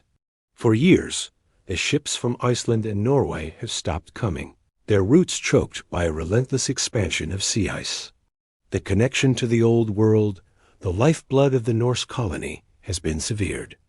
In the eastern settlement, a farmer named Arn Thorvaldsen, a man who carries the blood of Leif Erikson in his veins, stares out at the frozen fjord. While others speak of abandoning this land, Arn refuses. This is his home, the land of his ancestors, and he will not be the one to let its memory fade. There was a time when this harsh landscape knew prosperity. Greenland's fjords once echoed with the lowing of cattle and the clang of the blacksmith S-hammer. Trade ships brought the riches of Europe iron for tools and weapons, fine cloth, and the word of God. In return, the Greenlanders sent back walrus ivory, thick wool, and the prized white falcons sought by kings. It was a thriving outpost of Christendom at the edge of the known world. Now those days are a fading memory. The grand churches, built with hope and stone, stand empty, their bells silent. The once green pastures are buried under snow for most of the year, and the cattle have long since perished. Seals, hunted from kayaks in the frigid waters, are the only reliable source of food to see them through the ever-lengthening winters. Amidst the growing despair, the community is divided. Father Eric, the settlement's priest, preaches unwavering faith, insisting that God is merely testing them and that they must remain true. But in the dim light of the long houses, others whisper of older things. They say the Christian God has forsaken them, and that the old gods of the north, the gods of ice and wind, have returned to reclaim their domain. The winter that followed was one of devastating famine. The autumn hunting season failed, with seal and caribou mysteriously absent. The stored food dwindled with terrifying speed, and the cold settled into their bones, a permanent gnawing ache. Sickness followed hunger, and Arn's wife, Sigrid, fell gravely ill, her breath growing shallow in the frigid air of their home. A chilling paranoia crept through the settlement. Rumors spread in hushed, fearful tones of families who had simply vanished during the blizzards, their homes found empty, their footprints erased by the snow. It was as if the ice itself was swallowing them whole. One night, as Arn stood vigil by Sigrid's side, a strange light appeared on the western horizon. It was not the familiar, ethereal dance of the aurora. This was a steady, fiery glow over the sea, a beacon in the crushing darkness. For Arn, it was not a portent of doom, but a sign, a call to action. With renewed purpose, Arn gathered the last able-bodied men. He rallied them around the Sea Dragon *, the last seaworthy longship in the settlement, its timbers groaning but still strong. Their mission was desperate and perhaps foolish: to sail west, to break through the ice and discover the fate of the vanished western settlement. In the back of Arn's mind, a wilder hope flickered, the hope of rediscovering Vinland, the legendary green shore his ancestor had found centuries before. The voyage was a descent into a world of myth and madness. Storms battered their small vessel, and the ever-shifting sea ice threatened to crush their hull. In the disorienting fog, the crew was haunted by the sounds of the deep, the mournful, booming songs of whales echoing from directly beneath them, a sound so profound it felt like the voice of a sleeping giant. The journey was no longer a search for men, but a passage into the unknown. After weeks of struggle, they finally reached the shores of the western settlement. The silence that greeted them was absolute and terrifying. They walked through a ghost town of empty longhouses and collapsed sod roofs. The bones of livestock and humans lay scattered in the frozen soil, a testament to a slow, agonizing end. Crosses, symbols of their faith, were half buried in the snow, leaning as if in surrender. On a piece of driftwood near the abandoned pier, Arn found a journal, its words crudely carved into the wood. It told a grim tale of starvation and disease, of prayers that went unanswered. The final entries spoke of the sea rising higher each year, a strange and ominous complaint. A new horror began as they explored the ruins. One by one, members of Arn's crew began to disappear. They would wander off, drawn by what they claimed was ghostly singing on the wind, a beautiful, alluring melody that no one else could hear. They never returned. Arn pressed on, his crew dwindling, his heart heavy with dread. He eventually found the ruins of the settlement's main chapel. Inside, the Christian symbols were still visible, but they were intertwined with something else. On the stone walls, Norse runes were carved alongside strange, swirling symbols he did not recognize, the art of the native peoples of this land. A profound realization washed over him. His people had not just died. Faced with annihilation, they had made a choice. They had not been conquered by the land. They had joined it, blending their culture, their beliefs, and perhaps their blood with the Skrellings, the people who knew how to survive in this frozen world. They had shed their Norse identity to become something new. When Father Eric arrived and saw the pagan carvings, he recoiled in horror, demanding they burn the blasphemous place to the ground. But Arn forbade it. He stood before the priest and his few remaining men, declaring that this was a sacred place, a place of survival, not sacrilege. In this land of ice and silence, all gods were silent now. The return voyage was a lonely ordeal. Storms and misfortune claimed the last of his crew, leaving Arn as the sole survivor. His ship, the Sea Dragon Asterisk, drifted back to the eastern settlement, a battered and empty shell, a ghost ship returning to a dying colony. He was a man who had journeyed to the land of the dead and come back alone. His journal, filled with the account of his voyage and the fate of the western settlement, became the last written record of the Norse in Greenland. He chronicled the slow decline, the fading hope, and the final desperate choice. A century later, a Danish missionary ship finally reached the coast of the eastern settlement. They found only ruins and silence. The fjords were empty, the churches hollowed out by wind and time. On a single weathered stone near the old harbor, the search party found a final, heartbreaking message carved in runes. We waited for spring. It never came. The tale of Arn Thorvaldsen, preserved in his journal and whispered through the generations, became the final haunting chapter of the great Viking expansion that had once stretched from Constantinople to the shores of North America. It was the story of an end, not a glorious battle, but a slow, cold fade into obscurity. Historians and poets would later give him a name, the last Greenlander. He was the man who stood at the edge of the world and watched as the last embers of the Norse Age were extinguished, buried forever under a blanket of snow and silence. In the heart of the Viking Age, where fame was forged in fire and steel, a young war leader named Jarl Sigvald stood before a priest of Odin. Sigvald, leader of the legendary Jomsvikings, was a man who craved a legacy that would echo through eternity. The priest, his face shadowed by the flickering torchlight, offered him a gift not of gold or silver, but of destiny itself, a sacred banner. Woven from dark cloth, it depicted a single, ominous raven, its wings outstretched as if in mid-flight. This was the Raffin's Murki, the Raven Banner. Its power was absolute, a promise whispered on the winds of fate. The army that carried it into battle would know only victory. But this promise was bound by a terrible curse. For every battle won, for every moment of triumph, the man who bore the banner aloft would pay the ultimate price. He would die. Sigvald looked at the banner, its raven seemingly staring back at him from the void. He saw not a curse, but a path to glory. He accepted the dark honor without hesitation, ready to trade life for a saga that would never end.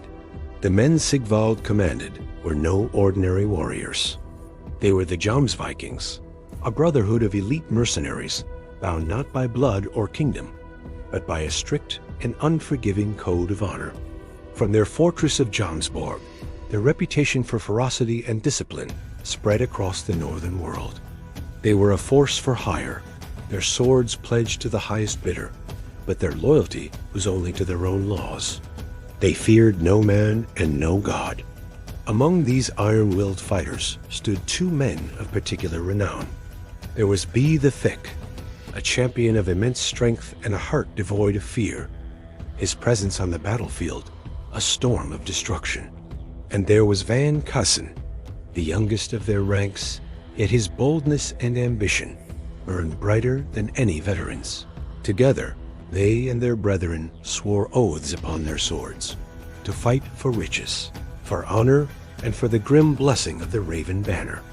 They were a brotherhood united by a shared thirst for glory, ready to follow their Jarl into the heart of any storm. The storm came sooner than they expected. A political feud was brewing in the north, a power struggle that would soon engulf the seas in war. In Norway, Jarl Hakon Sigurdsson ruled with an iron fist, but he had dared to defy the growing might of the Danish kingdom under King Sweyn Forkbeard. Denmark, seeking to crush this Norwegian defiance, looked for allies who knew only how to win. Their gaze fell upon the Jomsvikings. The call to war was answered. Lured by the promise of immense wealth and an easy victory against a lone Norwegian Jarl, Sigvald and his Jomsvikings agreed to join the Danish invasion fleet. They would sail north, confident that with their unmatched skill and the dark magic of the Raven Banner, the lands of Norway would soon fall before them. The sails were hoisted, the prows of their longships turned toward the jagged coastlines of the north, and the Jomsvikings set out to claim another victory. The two fleets finally met in a narrow fjord called Gav. What began as a battle of men soon descended into a war against the elements themselves. Jarl Hakon, cornered and desperate, was not just a ruler. He was said to be a practitioner of the old magic. In a dark ritual, he offered a sacrifice to his patron goddesses, calling upon supernatural forces to aid him. As the Jomsvikings advanced, the sky turned a bruised purple. A storm of unnatural ferocity erupted, lashing the sea into a chaotic frenzy. Hail, as large as stones, hammered down upon the warriors. Ghostly winds tore shields from their grips and snapped masts like twigs. The waves rose into monstrous walls of water, smashing ships against one another in a symphony of splintering wood and drowning screams. Arrows fired from Jomsviking bows were swallowed by the gales, disappearing uselessly into the maelstrom. It was chaos, a battle against the very sea and sky. Yet, through the howling wind and crashing waves, one thing gave the invaders hope. Each time the Raven Banner was raised, its dark wings seeming to beat against the storm, the tide of the battle turned. The Jomsvikings pushed forward, their resolve unbroken. But the banner's power demanded its payment. As the battle raged, the terrible nature of its curse became horrifyingly clear. The first warrior chosen to carry the banner, a man known for his strength, raised it high. The Jomsvikings surged forward, their axes finding their marks. But within moments, a stray arrow found the banner-bearer, and he fell dead into the churning water. Another warrior, seizing the falling standard, took his place. He too led a successful charge, only to be cut down by a Norwegian sword. Again and again, the curse claimed its due. Every man who dared to carry the Raven Banner into the heart of the fight met a swift and certain end. A chilling fear began to creep into the hearts of these fearless men. The banner, once a symbol of guaranteed victory, was now an instrument of doom. Even Be the Thick and Van Cussen, who had never known hesitation, now paused.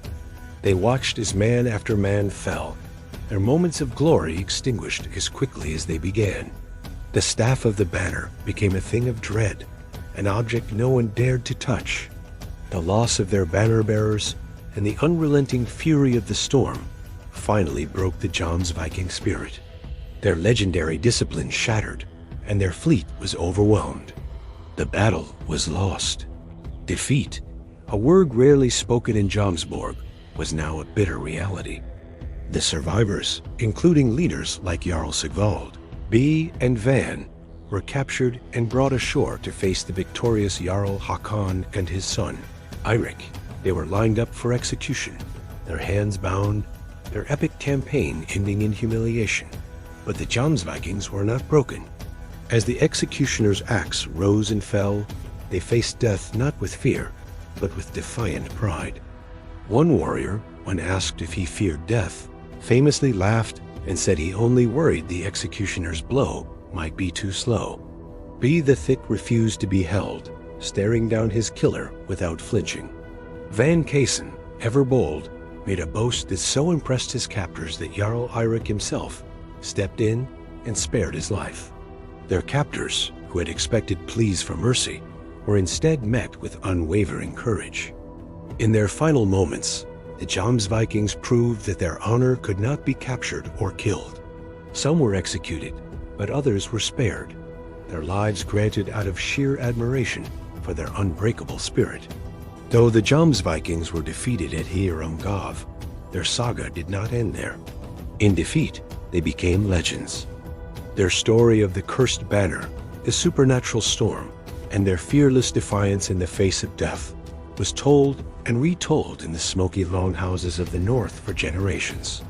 They became the ultimate symbol of the Viking warrior ideal, men who valued honor and glory above life itself. And what of the Raven banner, the catalyst for their doom and glory? It vanished. Some say it sank to the bottom of the fjord, its dark magic finally silenced by the sea. Others whisper that it was taken by the gods, waiting in the mists of time for a new generation of warriors, for those willing to pay fate's ultimate price for a moment of immortal fame. The saga of the Jomsvikings serves as a timeless and stark reminder. It teaches us that victory always has a cost, and that true, lasting fame often demands the greatest sacrifice of all. In the green valleys of Iceland, under the new laws of the Commonwealth, two friends built their lives. Bjorn the Wise, known for his keen mind and mastery of the law, and Thorvald the Strong, a warrior whose fame in battle was unmatched. Their friendship was the bedrock of their community, their households joined by marriage, their lands shared, their respect for one another absolute. They had settled in this peaceful corner of the world, hoping to leave the old ways of endless strife behind. For a time, it seemed they had succeeded. The land prospered, and their families grew, intertwined like the roots of the ancient oaks. The peace was disturbed by the arrival of a new chieftain, Sigrid. She married into Bjorn's extended kin, bringing with her a dowry of land and a heart full of unspoken ambition. There was a shadow in her past, a hidden grudge against Thorvald's family that she kept veiled behind a polite smile.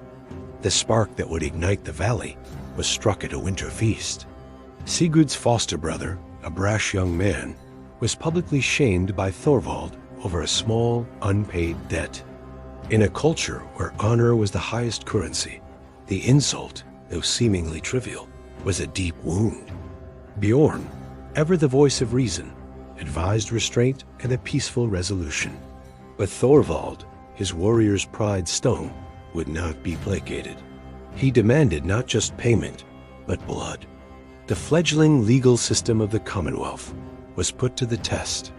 Chieftains and law speakers gathered to mediate. A settlement was proposed, a sum of silver known as wurgold, calculated to repay the insult and restore honor. Oaths were sworn before the gods to uphold the agreement. Under pressure from Born and the community, Thorvald accepted the silver. But the peace was a fragile one. The whispers of his own men, calling his acceptance a sign of weakness, gnawed at him. Haunted by the perceived slight to his courage, Thorvald hunted down Sigrid's foster brother and slew him in a rage. Bjorn's calm counsel had failed. The first blood had been spilled, and the community began to fracture, its people forced to choose sides. The battle lines were drawn. Sigrid and her kin, seeing their chance, openly declared their support for Thorvald, fueling his thirst for conflict. Her husband's household, loyal to Bjorn and the law, felt the sting of betrayal. The valley, once a symbol of unity, became a battleground. Skirmishes broke out on the frozen rivers, the crisp winter air shattered by the clash of steel and the cries of the wounded. The nights were no longer silent. They echoed with screams and the chilling thud of axes against shields and doors. When the chieftains gathered for the annual Ulthing, the Great Assembly, visitors from other regions tried to mediate the escalating feud. Bjorn, his heart heavy, stood before the assembly and pleaded for a return to peace, but the drums of war were beating too loudly. The feud reached its horrifying climax one cold morning before the dawn. Fueled by vengeance and emboldened by Sigrid's whispers, Thorvald and his men descended upon Bjorn's homestead. They barred the doors and set the great timber hall ablaze. The flames roared, consuming the dry wood with terrifying speed. Trapped inside, many of Bjorn's family and retainers perished in the inferno, including his beloved sons. Bjorn himself was dragged from the fire, but not before the flames had taken his sight and left him gravely wounded. The act was so monstrous, so far beyond the accepted rules of feud, that it horrified even Thorvald's own supporters. Shamed and declared an outlaw by the Althing, Thorvald fled Iceland, vanishing into exile across the sea. Years passed. The valley was scarred, the community broken. Bjorn, now blind and frail, lived with the ghosts of his past. But vengeance has a long memory. His daughter, who had survived the fire, married a strong chieftain from the south. Their son, Eric, grew up hearing the tale of the burning, the loss of his uncles, and the blinding of his grandfather. A fire for justice burned in his heart. When he came of age, Eric swore an oath to avenge his family's honor. His quest took him across the storm-tossed seas to the Orkney Islands, then back through the treacherous fjords of Norway, always on Thorvald's trail. He gathered allies, men who respected the rule of law and were appalled by the breaking of it. The long pursuit showed Eric how the poison of a feud could drive men to the ends of the earth. At long last, he cornered the aging Thorvald. The final duel was not just for personal revenge, but for the honor of his grandfather and the very law of the land that Thorvald had so brutally defied. In the end, Eric's youth and righteous fury overcame Thorvald's legendary strength. The old warrior was slain. Eric returned home, not with triumph, but with a heavy heart, the burden of vengeance finally lifted. At the next Althing, the blind and ancient Bjorn held a final solemn ceremony. He stood before the assembled chieftains, his scarred face a testament to the cost of hatred. Peace was formally declared. Final settlements were paid, not in anger, but in reconciliation. The long, bloody feud was officially ended. The valley began to heal. New generations were born, and they were taught the story of Bjorn and Thorvald a lesson that even vengeance sought for a just cause leaves a fire that can consume everything and must in the end be quenched by mercy and law. The story became a saga, sung by poets in the halls of chieftains for generations to come. The songs told of Bjorn the Wise, who valued law above all, Thorvald the Strong, whose pride became his downfall, and Eric the Avenger, who restored his family's honor but learned the bitter taste of revenge. Their tale became a stark warning. Laws are built to protect us from ourselves, while feuds and vengeance will ruin all they touch. In the field where Bjorn's great hall once stood, a single tall stone was raised. It marked the place of the fire, a silent, enduring reminder of the terrible cost of honor and the flame of vengeance that had nearly destroyed them all. Before Columbus, before the age of sail and empire, a Viking longship sliced through the cold, gray waters of the North Atlantic. At its helm stood a man born of ice and saga, his eyes fixed on a horizon no European had ever crossed. This is the story of that man, Leif Erikson, the Norse explorer who sailed into a new world centuries before the rest of Europe even knew it existed. This is the saga of Leif the Lucky. Born around the year 970 CE, Leif was forged in the unforgiving landscape of Greenland. He was the son of a legend, Eric the Red, the fiery Norseman who, after being exiled from Iceland for manslaughter, established the first European settlement on that vast, icy island. Growing up on this rugged frontier was a harsh education. The world was a canvas of towering glaciers, windswept fjords, and the ever-present roaring sea. From his youth, Leif learned the essential skills of a Viking frontiersman: how to navigate by the sun and stars, how to survive in a land of brutal winters, and how to read the whispers of the wind. The stories of his ancestors, tales of gods and giants, exploration and conquest, were in his blood. He inherited his father's restless spirit, the insatiable Viking hunger for what lay beyond the known world. As a young man, Leif's journey took him eastward, back toward the heart of the Norse world. He sailed to Norway, a kingdom undergoing a profound transformation under its ambitious ruler, King Olaf I Tryggvason. In the royal court, Leif, the son of a staunch pagan, came face to face with a powerful new force sweeping across Scandinavia: Christianity. King Olaf, a zealous convert, was determined to bring all of Norway and its territories under the banner of the cross. Leif, perhaps through conviction, political necessity, or a mix of both, was converted and baptized. King Olaf then entrusted him with a monumental task: to return to Greenland and introduce Christianity to its people, including his own father, Eric the Red. Leif set sail for home, now a man caught between two worlds. Within him was the ancient heritage of Odin and Thor, the pagan gods of his forefathers, now intertwined with the new faith of Christ. This internal tension, this duality of belief and identity, would shape the man who was about to sail into history. Upon his return to Greenland, winds of change followed. While his mother, Thjodhild, embraced the new faith and even built the first church in Greenland, his father, Eric the Red, remained defiantly pagan. But other stories were also swirling in the salt-sprayed air of the settlement. A Norse trader named Bjarni Herjolfsson, years earlier, had been blown off course while sailing from Iceland to Greenland. He reported sighting strange, unknown lands to the westlands covered in forests and gentle hills, a stark contrast to Greenland's icy shores. He had not landed, but his tale ignited the imagination of the Greenlanders. Leif, ever the explorer, was captivated. Seized by the call of the unknown, he purchased Bjarni's sturdy Nair, a type of Viking cargo ship, assembled a crew of 35 seasoned sailors, and prepared to chase the rumor. In the autumn, around the year 1000 CE, they raised their sail and steered their vessel west, into the uncharted vastness of the Atlantic. After days at sea, their first sight of land was a desolate expanse of flat rock and glaciers, which they fittingly named Helgeland, or Land of Flat Stones, believed today to be Baffin Island. Sailing south, they came upon a second coast, this one flat and wooded with white sandy beaches. They called it Markland, or Forest Land, likely the coast of modern-day Labrador.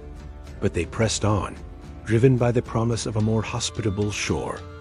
Finally, they landed in a place that seemed like a paradise. The air was milder, the rivers teemed with the largest salmon they had ever seen, and the forests were thick with valuable timber, a resource desperately scarce in Greenland. Most astonishingly, they discovered wild grapes growing in abundance, a fruit unknown in their northern homelands. Overjoyed by this discovery, Leif named the region Vinland, the land of wine. This lush, green shore, believed to be located in what is now Newfoundland, Canada, was their destination. As winter approached, the Norse crew knew they could not risk a return journey across the treacherous autumn seas. They decided to stay. On a strategic promontory near a lake, they constructed a small settlement, building several large turf-walled longhouses to shelter them from the coming cold. This encampment, which archaeologists now believe to be the site of Longzhu Meadows in Newfoundland, became the first European settlement in the Americas. The winter was unlike any they had experienced in Greenland. The frost was mild, and cattle could graze outdoors. The days and nights were of a more equal length, a strange astronomical observation they noted carefully. They spent their months harvesting the wild grapes to make wine, felling timber to load their ship, and fishing the bountiful rivers. Yet, this new world was not without its anxieties. It was a land far from home, a place where the sea seemed to roar with a different voice and the winds carried unfamiliar scents. More ominously, they were not alone. The land was inhabited by indigenous peoples, whom the Norse called Skrælings. Though initial encounters were not recorded as violent during life's stay, the shadow of potential conflict, of hostility from the land's original inhabitants, loomed over their small, isolated camp. When spring arrived, Leif and his crew loaded their ship to the gunwales with timber, dried grapes, and other resources from Vinland. They set sail for home, their minds full of the wonders they had seen. The return journey cemented Leif's reputation and earned him his famous moniker. En route, he spotted a shipwreck and rescued the stranded Icelandic crew, recovering their valuable cargo. For this act of fortune and seamanship, he was forever known as Leif the Lucky. Back in Greenland, he was met as a hero. The news of Vinland and the wealth of resources it held brought him great prestige. Following the death of his father, Eric, Leif became one of the chief figures in the Greenland settlement, a respected leader responsible for its governance and prosperity. His voyage, however, remained a singular achievement. Subsequent Norse expeditions to Vinland, including one led by his own brother, were plagued by internal disputes and violent conflicts with the native population. Ultimately, the Norse failed to establish a permanent colony in North America. The distance was too great, the supply lines too long, and the resistance from the Skrælings too fierce. But the story of Leif's voyage endured, passed down through generations in the great Icelandic sagas. Leif Eriksson's legacy is monumental. His daring exploration to the shores of North America occurred nearly 500 years before Christopher Columbus set sail, fundamentally changing our understanding of transatlantic contact and Norse expansion. For centuries, his story was confined to the pages of medieval sagas, dismissed by many as mere folklore. But in the 1960s, the archaeological discovery of the Norse settlement at Landsø Meadows provided stunning physical evidence, transforming legend into documented history. Scholars now widely regard Leif Erikson as the first European to have set foot on the continent of North America. His name echoes not just in sagas and academic texts, but in the cultural memory of the modern world. Statues honor his achievement in Iceland, Greenland, and North America. His voyage is a testament to the incredible skill, courage, and adventurous spirit of the Norse people. The saga of Leif the Lucky is more than just a historical footnote. It is a powerful reminder that the story of discovery is often more complex and ancient than we imagine. He was a Viking, a Christian, an explorer, and the lord of a new yet temporary world. His journey across the ocean is a timeless epic of human curiosity and the enduring quest to see what lies beyond the horizon. The Viking Age was an era of warriors, explorers, and kings, but few embodied all these roles as completely as Harald Sigurdsson, later known as Harald Hardrada, or the Hard Ruler. His life was a sprawling saga of exile, warfare, and ambition that stretched from the icy fjords of Norway to the golden halls of Constantinople and ended on a bloody field in England. Harald's story is not just the tale of one man. It is the final dramatic chapter of the Viking Age itself, a testament to a world on the brink of profound change. His journey from a young exile to a feared king would reshape his homeland and leave an indelible mark on European history. Harald's saga began in the midst of turmoil. Growing up in the Norwegian court, he was thrust into conflict at a young age. In 1030, at just 15 years old, he fought alongside his half-brother, King Olaf II, at the Battle of Stiklestad. The battle was a disaster. Olaf was killed, and his forces were defeated, forcing the young Harald, wounded and defeated, to flee his homeland. This early taste of failure, however, did not break him. It forged him. He journeyed eastward, a political refugee seeking fortune and a path back to power. His travels eventually led him to the heart of the Byzantine Empire, Constantinople, the greatest city in the Christendom. In Constantinople, Harold found his calling. He joined the Varangian Guard, an elite unit of Norse mercenaries who served as the personal bodyguards of the Byzantine emperor. Here, amidst the splendor and intrigue of the imperial court, Harold's reputation grew. He was no longer just a boy in exile. He was a formidable warrior, a brilliant commander, and a shrewd leader. He fought in campaigns across the Mediterranean, from Sicily to the Holy Land, amassing immense wealth and invaluable military experience.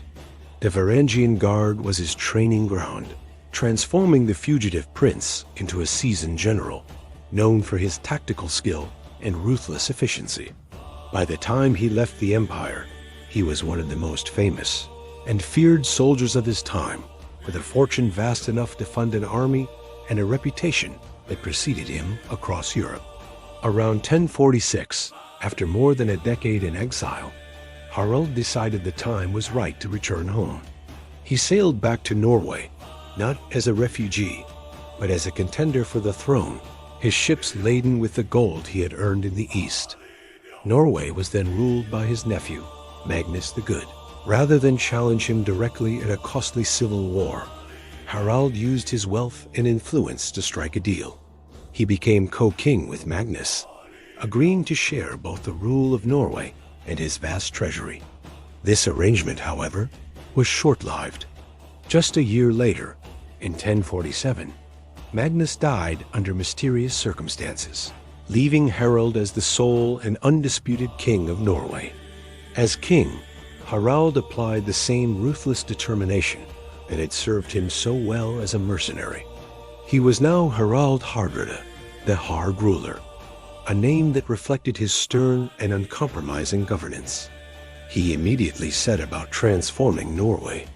To strengthen the economy and centralize his authority, he introduced a national coinage system, a significant step towards a modern state.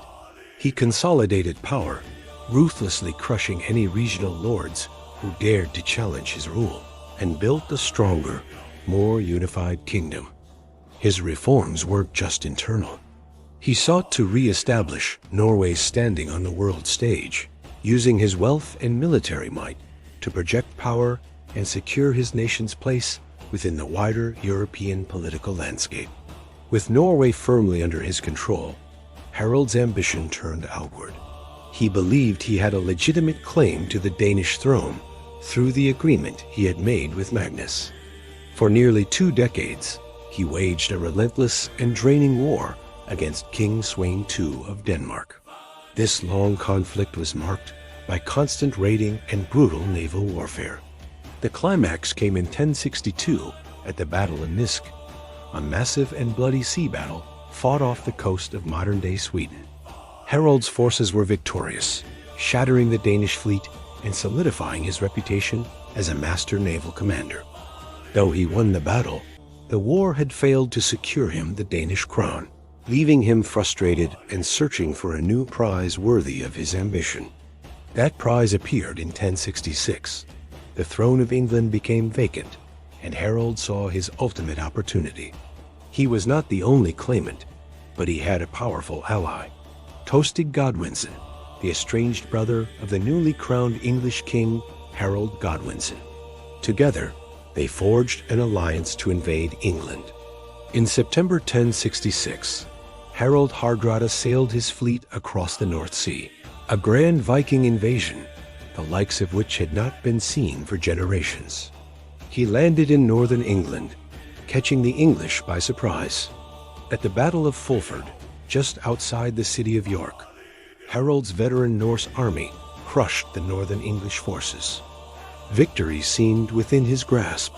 The city of York surrendered, and Harold stood as the conqueror of the north, poised to march south and claim the entire kingdom. But his triumph was fleeting. Just 5 days after his victory at Fulford, Harold's army was caught completely off guard. The English king, Harold Godwinson, had accomplished an incredible feat, marching his army north from London at astonishing speed. On September 25, 1066, the English forces surprised the Norsemen at a river crossing called Stamford Bridge. Many of Harold's men had left their armor back at their ships, not expecting a fight. What followed was a desperate and savage battle. Legend says Harold fought like a berserker, cutting down his enemies with his great two-handed sword. But his luck had finally run out. An arrow struck him in the throat, and the great warrior king fell. His death shattered the morale of his army, and the Norse invasion was annihilated. This catastrophic defeat at Stamford Bridge is widely considered the symbolic end of the Viking Age. The era of grand Scandinavian invasions of England was over. With Harold's death, Norway was fundamentally changed. His rule had been harsh, but it had been effective. He left behind a kingdom that was more centralized and more connected to the rest of Europe than ever before. The days of disparate Viking chieftains were numbered, replaced by a more unified, state-like monarchy.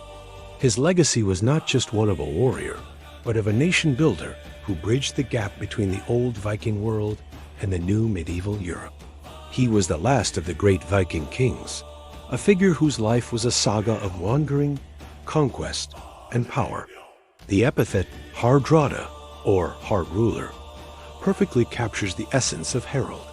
It speaks to his stern justice, his demanding leadership, and his unyielding will. He was a man shaped by violence and exile, who used those experiences to forge a kingdom and a legend. His story is a powerful blend of history and myth, a tale of a Viking warrior who became a Byzantine commander, a king who reshaped a nation, and an invader whose death marked the closing of an iconic chapter in world history. Harald Hardrada remains a towering figure, a symbol of the fierce ambition, daring exploration, and brutal warfare that defined the Viking Age and the very last of his kind. This is the saga of Egil Skallagrimsson, a Viking of Iceland. He was a poet and a warrior, a man whose life was a contradiction of savage violence and sublime art. His story, told in the pages of Egil's Saga is a cornerstone of Icelandic literature, a portrait of a man who embodied the Viking spirit in all its brutal and brilliant complexity. This is the tale of a berserker poet, a killer and a creator, whose legacy is etched into the very soul of the North. Egil's story begins not with him, but with the blood of his ancestors in the fjords of Norway. His lineage was one of formidable, often fearsome men.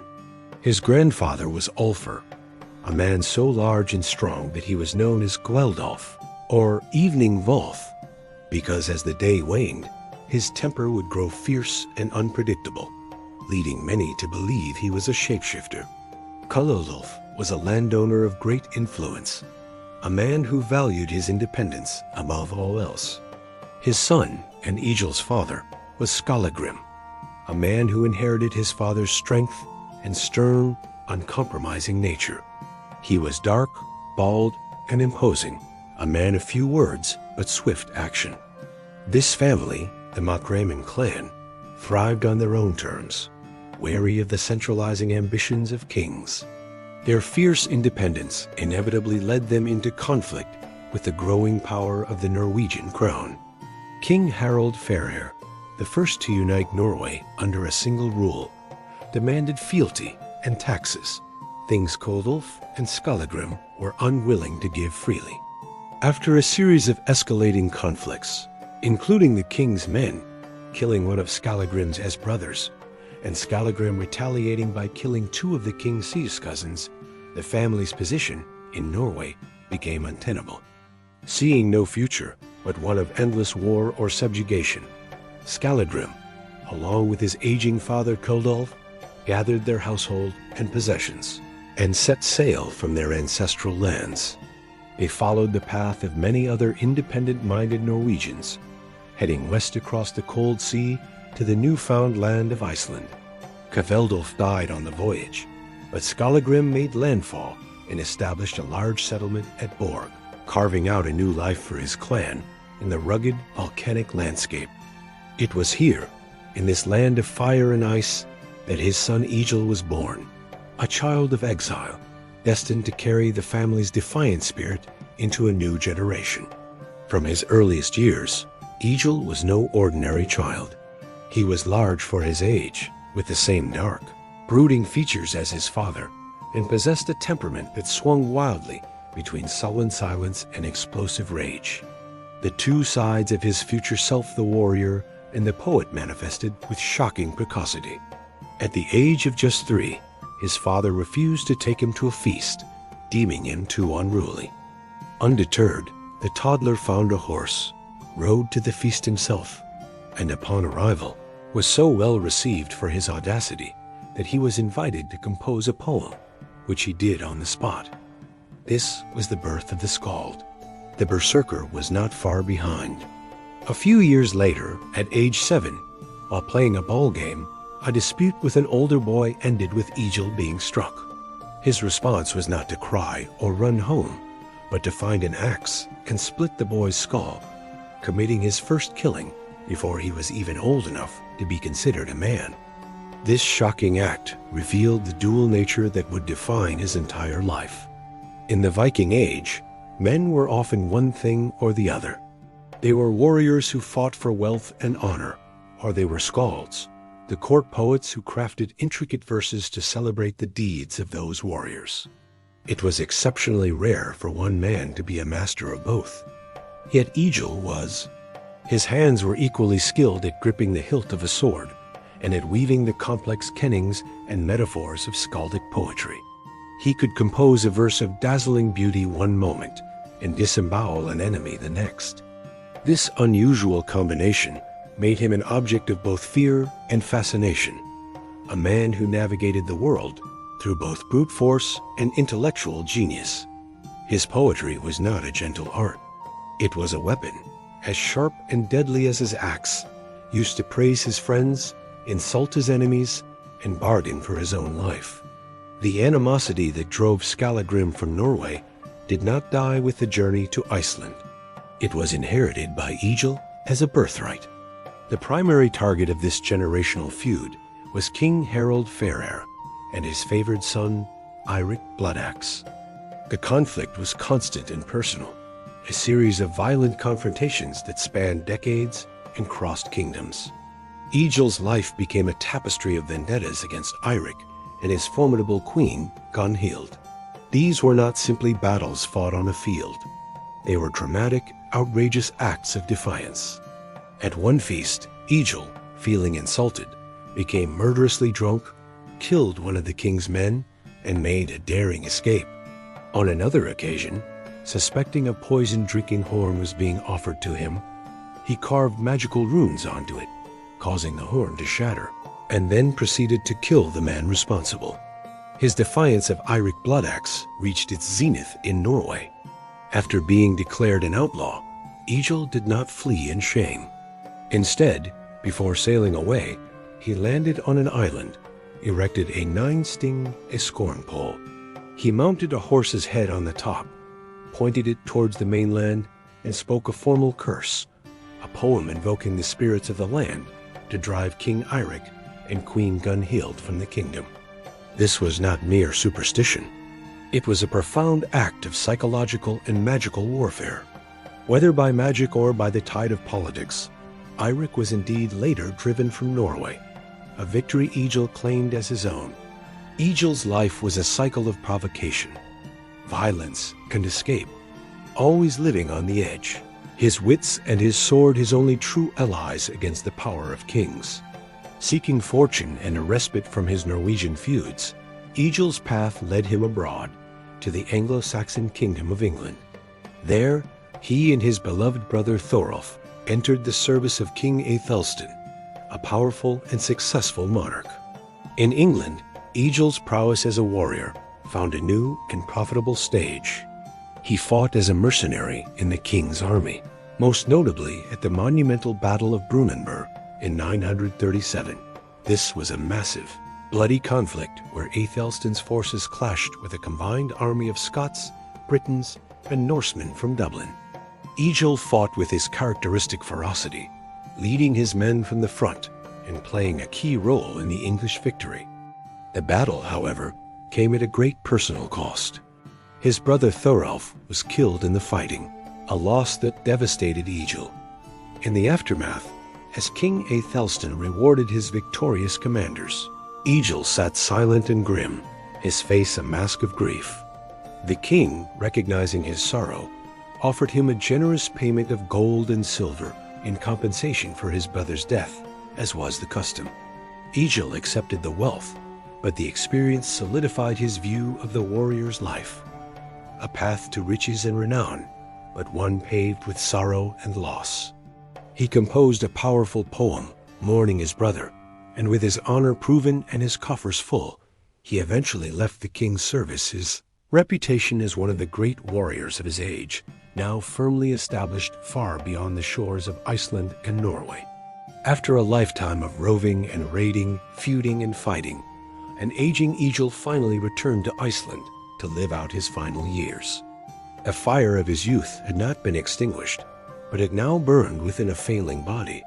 He grew old, frail, and blind, living at the farm of his adopted daughter. Yet, even in his decline, the old berserker poet remained a formidable and cantankerous presence. He was a living legend, the embodiment of a passing age. The savagery that had driven him to kill a boy at age 7 was still there, simmering beneath the surface. In one famous episode, frustrated by his blindness and the perceived disrespect of the household, he complained of being cold and was told to move closer to the fire. In his final years, he famously took the 2 chests of English silver he had earned from King Aethelstan and, with the help of 2 slaves, buried them in a secret location near his home. Killing the slaves afterward to ensure the secret of his treasure died with him. Despite his cantankerous end, Egil's ultimate legacy was not his buried silver, but his immortal words. His greatest poems, such as the asterisk Hefalausen asterisk, Head Ransom, composed to save his own life from his enemy Eirik Bloodaxe, and the asterisk Sanatoric asterisk, Lament for My Sons, a profound and heartbreaking poem of grief after losing 2 of his children, are masterpieces of Old Norse literature. They reveal the soul of the man beneath the warrior's armor, a man capable of deep love, profound sorrow, and existential despair. Egil Skallagrimsson died an old man, but his story did not end there. His clan thrived in Iceland, becoming one of its most powerful families. His poems were memorized and retold, passing from one generation to the next until they were finally written down. Through the saga that bears his name, the Viking who is both a monster and a genius, a killer and a poet, achieved a kind of immortality, his voice echoing down through the centuries as a testament to the wild, contradictory spirit of his age. Her story is not one of kings or warriors, but of a woman who walked to the edge of the known world and beyond. Her name was Gudrid the Far Traveler, and her saga is one of the most remarkable journeys of the Viking Age, a testament to the spirit of exploration that defined her people.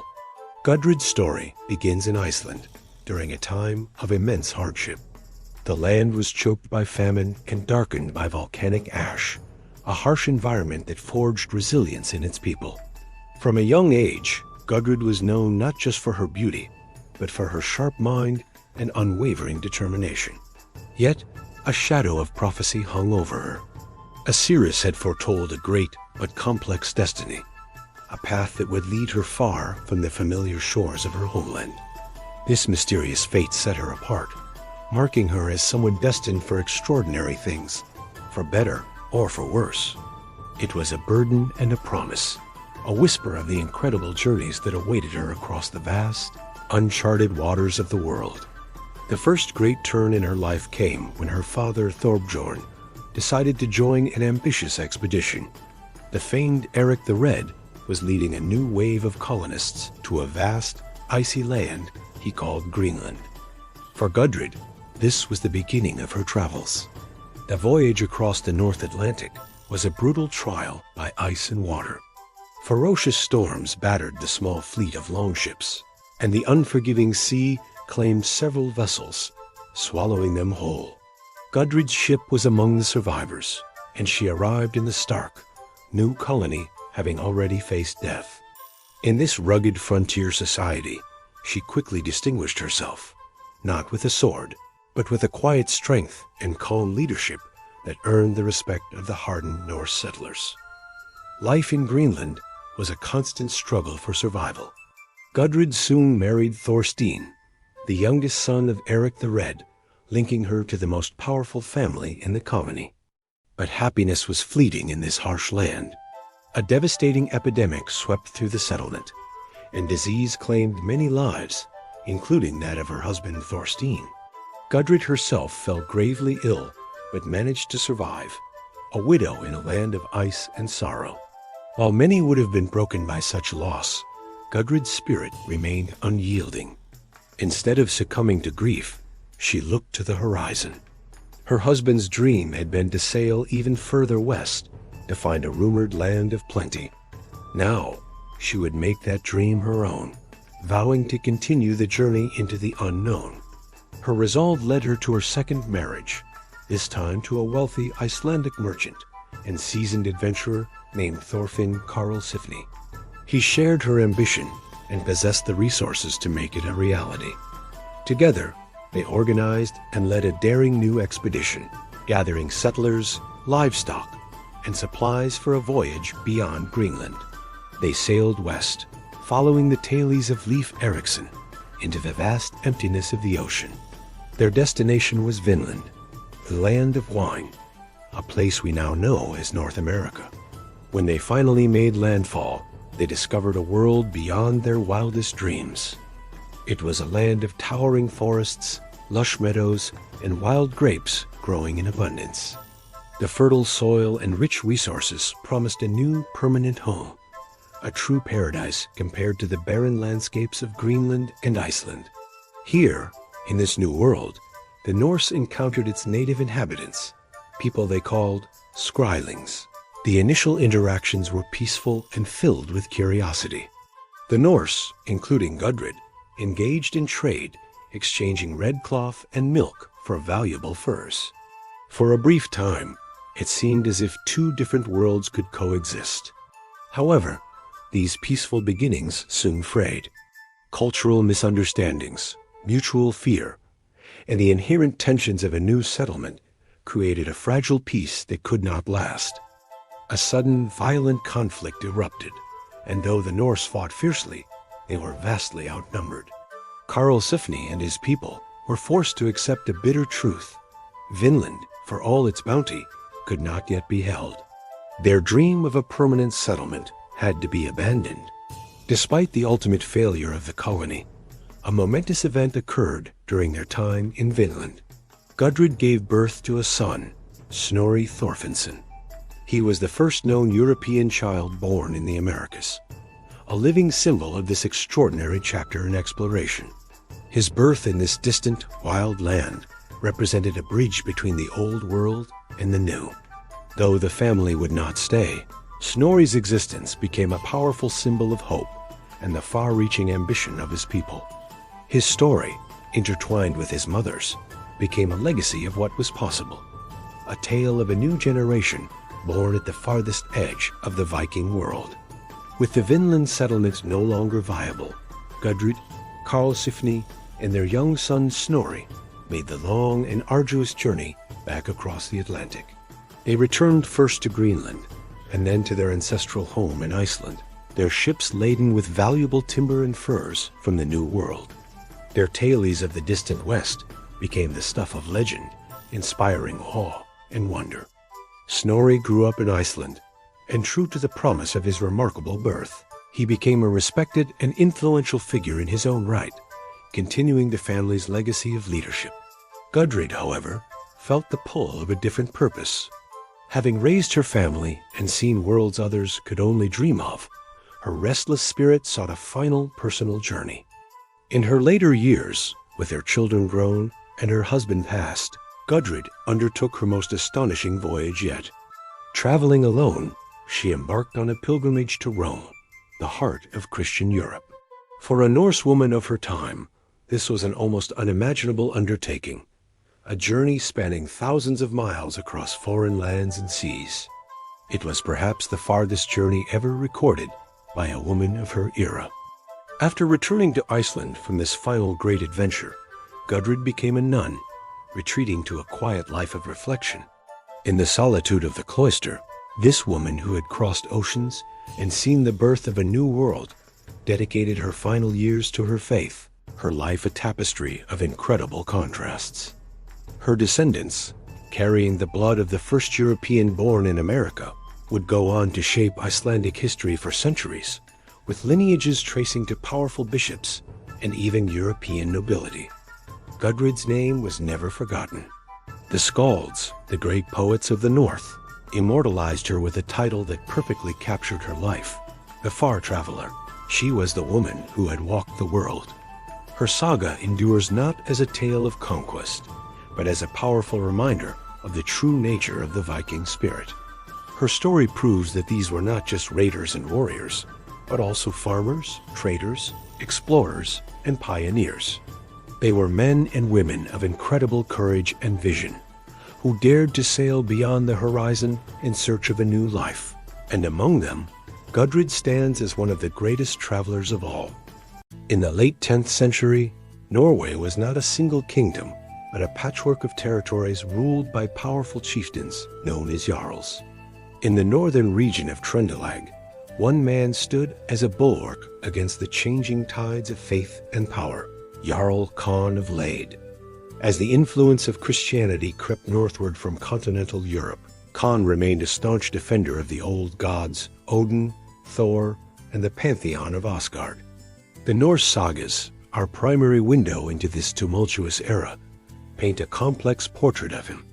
To his people, he was a revered protector, a leader whose strength ensured their safety and prosperity. To his enemies, he was a feared and ruthless ruler, a man who would stop at nothing to maintain his authority and preserve the ancient traditions. His name was whispered with a mixture of respect and fear, a testament to his formidable presence in a divided land. While Han fortified the pagan north, a new challenger was rising in the west. Olaf Tryggvason, a descendant of Norway's first king, Harald Farer, was returning to his homeland with a singular divine mission. Having been baptized in England, Olaf was now a fervent Christian, determined to unite Norway under one king and one God. He arrived not just with a claim to the throne, but with the conviction that he was an instrument of God's will. His message resonated with many clans who were weary of the constant infighting among the Jarls. Secretly, allegiances began to shift. Chieftains and farmers promised wealth, land, and the favor of a powerful new deity, quietly pledged their support to the returning king. Spies brought Khan unsettling news. Olaf was gathering a fleet of longships larger and more formidable than any seen since the days of Harald Fairhair himself. A storm was gathering, and it was headed directly for Khan's domain. The pressure on Jarl Khan mounted with each passing day.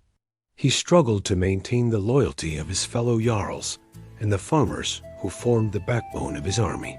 Whispers of Olaf's promises and the might of his growing fleet sowed doubt and fear among Hans's allies. Some began to question whether the old gods were still strong enough to protect them from this new threat. Amidst this uncertainty, Khan's son, Eirik Håkonsson, a fierce and proven commander in his own right, urged his father to take decisive action. Eirik argued for open war, believing that a swift, powerful strike was the only way to crush Olaf's ambitions before they could take root. At the same time, the pagan priests, sensing the wavering faith of the people, delivered a grim warning. They declared that the gods were displeased and demanded stronger devotion. To win their favor and turn back the Christian tide, great sacrifices had to be made. The inevitable conflict soon erupted into a brutal war of faith and power. Olaf's fleets, flying banners emblazoned with the cross, swept along the Norwegian coast. They captured village after village, tearing down the wooden idols of Thor and Odin and replacing them with the symbols of Christianity. Churches were built where pagan temples once stood, and the people were given a stark choice: convert or face the sword. In response, Jarl Khan launched a series of vicious counterattacks. Using his intimate knowledge of the jagged coastline and its treacherous fjords, he led cunning night raids, his longships emerging from the darkness to strike at Olaf's forces. He managed to reclaim some territories, but the cost was high. The common farmers found themselves caught in the middle of a war that was not just for land, but for their very souls. They were torn between loyalty to the gods their ancestors had worshipped for centuries, and the allure of joining a powerful new king who promised salvation and stability. As the war raged on, the greatest threat to Khan emerged not from the battlefield, but from within the walls of his own longhouse. Whispers of rebellion, once faint, now grew into a chorus of dissent. A favored servant, a man Khan had trusted implicitly, secretly aligned himself with Olaf Tryggvason, motivated by promises of power and status in the new Christian kingdom. This servant worked from the inside, turning key families and warriors against their Jarl. Betrayed by those closest to him, Khan's authority crumbled. The great pagan ruler was forced to flee, his own men now hunting him. The sagas record his ultimate humiliation. Khan, the mighty Jarl of Lade, was forced into hiding in a pigsty on a remote farm, a disgraceful end for a man who once commanded the loyalty of the North. With his father in hiding, Eirik Håkonsson desperately tried to rally the remaining loyalist warriors. He fought with the ferocity of a cornered wolf, but it was too late. Olaf's campaign of conversion was spreading across the land like wildfire. The promise of a unified kingdom under a single, triumphant god was a powerful force that few could resist. The old ways were dying. Soon, Khan was hunted down in his squalid hiding place and killed. His end was both tragic and dishonorable, a stark symbol of the fall of the old order. Across Norway, the banners of Odin and Thor, which had flown over the fjords for centuries, were lowered for the last time. In their place, the Christian cross was raised, marking the dawn of a new era for the Norse people. The last great pagan power in Norway had been extinguished. Eirik Håkonsson, however, refused to bend the knee. He would not serve the man who had brought about his father this humiliating death and the downfall of their gods. Gathering the few loyal ships and warriors who remained, he set sail from Norway, becoming an exile. He sought refuge in the Viking strongholds of Denmark and England, where powerful rulers were wary of Olaf's growing influence. In the halls of foreign kings, Eirik nursed his grief and plotted his revenge. He vowed that he would one day return to Norway, not just to reclaim his family's lands and titles, but to restore his father's honor. This vow of vengeance would not be an empty one. Eirik's exile set the stage for one of the most legendary naval conflicts in Viking history, the Battle of Svolder, where he would finally confront Olaf Tryggvason and attempt to settle the blood debt between their families. In the years that followed, the bards and skalds of Scandinavia sang conflicting tales of Jarl Khan's life and fall. In some songs, he was remembered as a cruel tyrant, a lecherous ruler whose hubris and brutality led to his own well-deserved demise.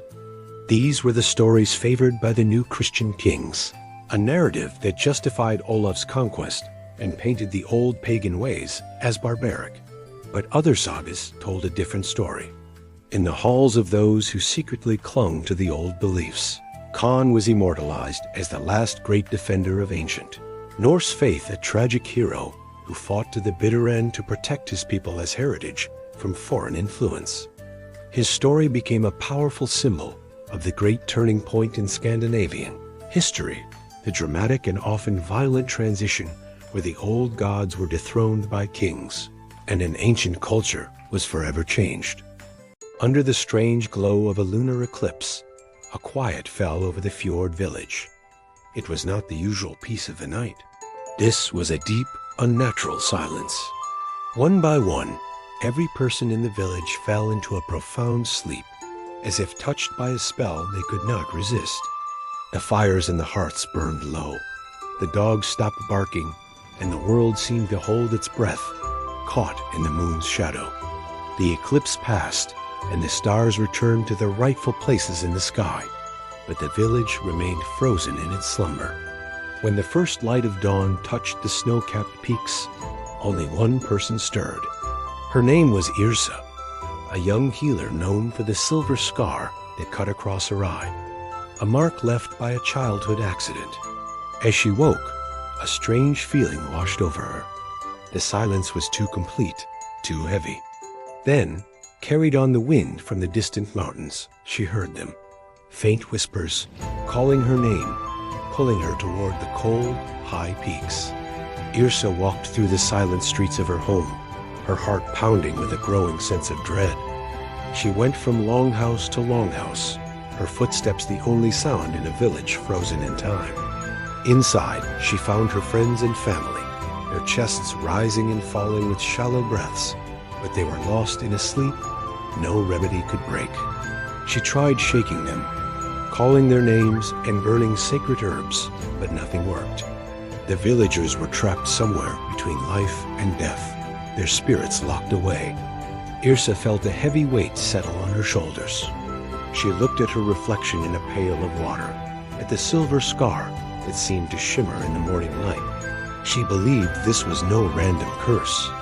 The gods had chosen her for a reason, marking her for a task that only she could complete. Desperate for answers, she sought out a wandering Velva, an old seeress who was rumored to read the threads of fate. The Volva looked at Yrsa with ancient eyes and revealed a cryptic prophecy. To reclaim the sun of life, you must embrace the moon of death. With the seeress's words echoing in her mind, Yrsa knew she could not stay. She had to venture into the wild north, toward the mountains where the whispers originated. She packed a small bag with herbs and a waterskin, her healer's instincts mixing with a newfound, terrifying purpose. She was not alone for long. The first to join her was Eric, a warrior known as Bare Heart for his immense strength. But beneath his powerful exterior, he was tormented by a crippling guilt over a past battle where he was the sole survivor. He felt the curse was a punishment he deserved, and hoped to find redemption by helping Yrsa. Soon after, they met Frey, a young thrall who had recently escaped a cruel master. Frey possessed a rare gift, the ability to speak with animals, and the creatures of the forest guided him to Yrsa's path. He saw a chance for true freedom in her quest, a way to forge his own destiny. Each of them carried a personal burden, a deep wound in their soul that was mysteriously connected to the sleeping sickness that had claimed the village. Together, the three companions of fate turned their faces to the north and began their journey. Their path led them onto the dead roads, forgotten trails that were only visible under the pale light of the moon. These were not ordinary paths. They were haunted by the spirits of the dishonored dead, souls who were denied entry to the afterlife. The air grew cold, and ghostly figures drifted through the ancient trees, their mournful cries filling the night. To pass, the spirits demanded a toll, but they did not want gold or food. They wanted memories. As Yrsa, Eric, and Frey traveled deeper into the spectral realm, they found pieces of their past being stripped away. Eric began to forget the faces of the comrades he had lost, their names turning to smoke on his tongue. Frey struggled to remember the warmth of his mother's smile. Yrsa, too, felt the drain, her childhood memories becoming blurry and distant. It was during a confrontation with a powerful spirit that Yrsa learned the truth. The curse was not a random act of divine anger. It stemmed from a broken oath, an ancient promise made between her own ancestors and the forgotten goddess of the moon. Her bloodline was at the very heart of the village's suffering. Following the whispers that had grown stronger with each step, the companions finally arrived at their destination, a colossal glacier mountain that pierced the clouds. Hidden deep within the ice was a half-forgotten temple, its walls carved with glowing runes that pulsed with an otherworldly light. The air inside was still and ancient, filled with the scent of cold stone and magic. As they ventured into the central chamber, a figure emerged from the shadows.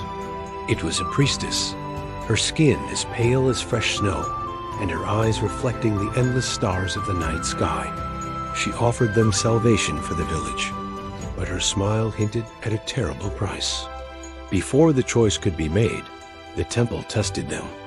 Eric was thrown into a vivid vision, forced to relive the battle that had haunted him for years, facing the accusing specters of his fallen comrades. Frey, in turn, was confronted by a spectral form of his old master, whose cruel words sought to drag him back into the despair of his former life. They had to face their deepest fears to prove they were worthy of an audience with the goddess herself. After surviving their trials, the Lunar Queen finally appeared before them, her presence filling the temple with a cold silver light. She was beautiful and terrifying, the moon personified. With a voice that was both melodic and as sharp as ice, she revealed the whole truth. Long ago, Yrsa's ancestors, who were powerful mages, had entered this very temple and stolen a fragment of sacred magic from the goddess to bring prosperity to their village. This act of theft created a deep wound in the cosmic balance. The curse was not a punishment, but a consequence, the goddess's attempt to reclaim what was hers. To heal the world and save her people, the stolen magic had to be returned, but it had become intertwined with Yrsa's own bloodline. The goddess presented the choice. Yrsa must sacrifice her own soul and mortal existence to become the moon as eternal guardian, binding her spirit to the temple forever. This was the only way to sever the connection and release the villagers. If she refused, her people would not just die. They would wither away into nothing, their memory completely erased from the world as if they had never existed at all. Standing before the goddess, Yrsa looked into the cosmic abyss reflected in her eyes. She thought of her mother and father, of the children she used to treat for fevers, and the elders whose stories she loved to hear. She saw their sleeping faces so peaceful yet so fragile. The choice was clear, though it broke her heart. There was no other way. With a final, sorrowful look at Eric and Frey, she nodded her acceptance. She bid a silent farewell to her loved ones, sending her love out into the world one last time, a prayer whispered from her soul. As she surrendered herself to the goddess, a blinding white light erupted from the temple, so bright it turned the night into day. The energy shot across the sky, a silver arrow streaking back toward the fjord. In that exact instant, every villager gasped, their eyes flying open as if waking from a long, confusing dream. They were disoriented and weak, but they were alive. Eric and Frey eventually made their way back to the village, where they were welcomed as heroes who had broken the curse. They told the story of their journey, but a profound sadness hung over their victory, for Yrsa was not with them. The village slowly returned to its former rhythm, but it was forever changed. They owed their lives to the young healer who had vanished into the mountains. Now, whenever the full moon hangs high and bright in the night sky, the villagers gather outside. They look up, and sometimes, if they watch closely, they can see a faint silver figure dancing among the clouds, a celestial guardian watching over them. They sing songs of Yrsa, the moon-scarred healer, the girl who saved them by embracing the heavens. Her story became a legend, passed down through generations. Yrsa was no longer just a memory. She had become a protector spirit. Her presence is felt on the wind, a guiding light for lost travelers and a haunting chill for those with malice in their hearts. From her place in the night sky, she is forever watching over the people she loved, her sacrifice a constant, shimmering reminder of her heroic surrender. In the wake of a powerful king's death, Norway splintered. The great kingdom shattered into a mosaic of rival clans, each vying for dominance in the ensuing power vacuum.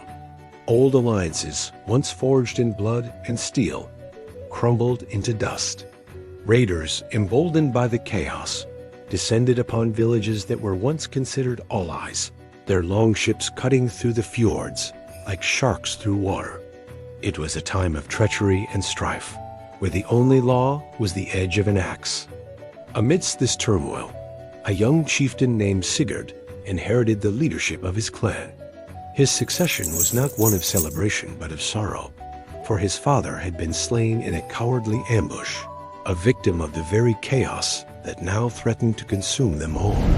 The weight of a fractured kingdom and the future of his people now rested on his young shoulders. He was no longer just a son, and the Sigurd Wolf battle and his saga was about to begin. With his father's blood still staining the earth, Sigurd swore an oath of vengeance. He called a council, summoning the jarls of neighboring clans to his longhouse, hoping to forge a new alliance from the ashes of the old. He stood before them, a youth hardened by grief, and spoke of unity and retribution. But his words fell on deaf ears. Many of the grizzled jarls, veterans of countless battles, saw only a boy playing at being a leader. They dismissed his pleas, claiming his clan was too weak, his experience too little to command their respect or their warriors. As the council dissolved, hope dwindled. Yet not all abandoned him. Two figures remained by his side. Brynhild, an elite shield maiden whose skill with a shield and axe was legendary, had been his friend since childhood. Her loyalty was unwavering. The other was Torvald, a mysterious strategist from distant lands, whose sharp mind and quiet demeanor concealed a profound understanding of warfare. With only these two allies, Sigurd's path to vengeance seemed impossibly steep. To forge a war host worthy of his cause, Sigurd embarked on a perilous journey across the jagged fjords and windswept mountains of Norway. He and his small retinue sought out the dispossessed and the forgotten, those who had no love for the squabbling jarls. They traveled to the shadowy forests to recruit outlaw berserkers, men whose battle fury was as untamed as the beasts they lived among. They climbed into the high peaks to find expert bowmen, hunters whose arrows flew with lethal precision. They sailed to the coastal settlements, convincing the finest shipbuilders to lend their craft to his growing fleet. As warriors from every corner of the fractured land flocked to his side, a new symbol was needed to bind them together. A banner was crafted, bearing the snarling head of a wolf. It became their emblem, the Wolf Banner, a testament to their shared fury and their unified purpose. Their numbers grew, and a sense of strength began to take root in Sigurd's war camp. To celebrate their burgeoning power and foster camaraderie, a great feast was held in the longhouse. Mead flowed freely, and the sounds of laughter and boasting filled the hall. But the celebration was cut short by screams of agony. Several of Sigurd's most trusted men collapsed, their faces contorted in pain. Victims of a fast-acting poison slipped into their horns of mead. A chilling silence fell over the feast as the grim reality set in. The enemy was not just outside their walls, but within their very ranks. An investigation pointed to treachery from someone in Sigurd's inner circle, someone who had access to his closest advisors. A seed of paranoia was planted in Sigurd's mind.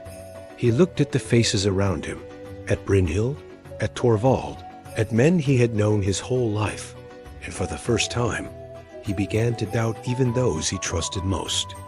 The first major test of their strength came under the cold light of a winter moon. An enemy army, seeking to crush Sigurd's rebellion before it could gain more momentum, launched a surprise attack. Their warriors charged across a vast frozen river, their battle cries echoing in the frigid air. They expected to overwhelm Sigurd's smaller force with sheer numbers. But Sigurd and Torvald had anticipated such a move. Instead of meeting the charge head-on, Sigurd's forces executed a clever, devastating tactic. As the enemy host reached the center of the river, hidden warriors shattered the ice with heavy hammers and axes. The frozen surface cracked and splintered, plunging hundreds of enemy soldiers into the lethally cold water below. The charge dissolved into chaos and panic. It was a decisive victory, won not by brute force, but by cunning. Yet, in the confusion of the aftermath, Torvald was ambushed and dragged away by unknown assailants, disappearing into the winter gloom. The capture of his chief strategist sent a shockwave through Sigurd's camp.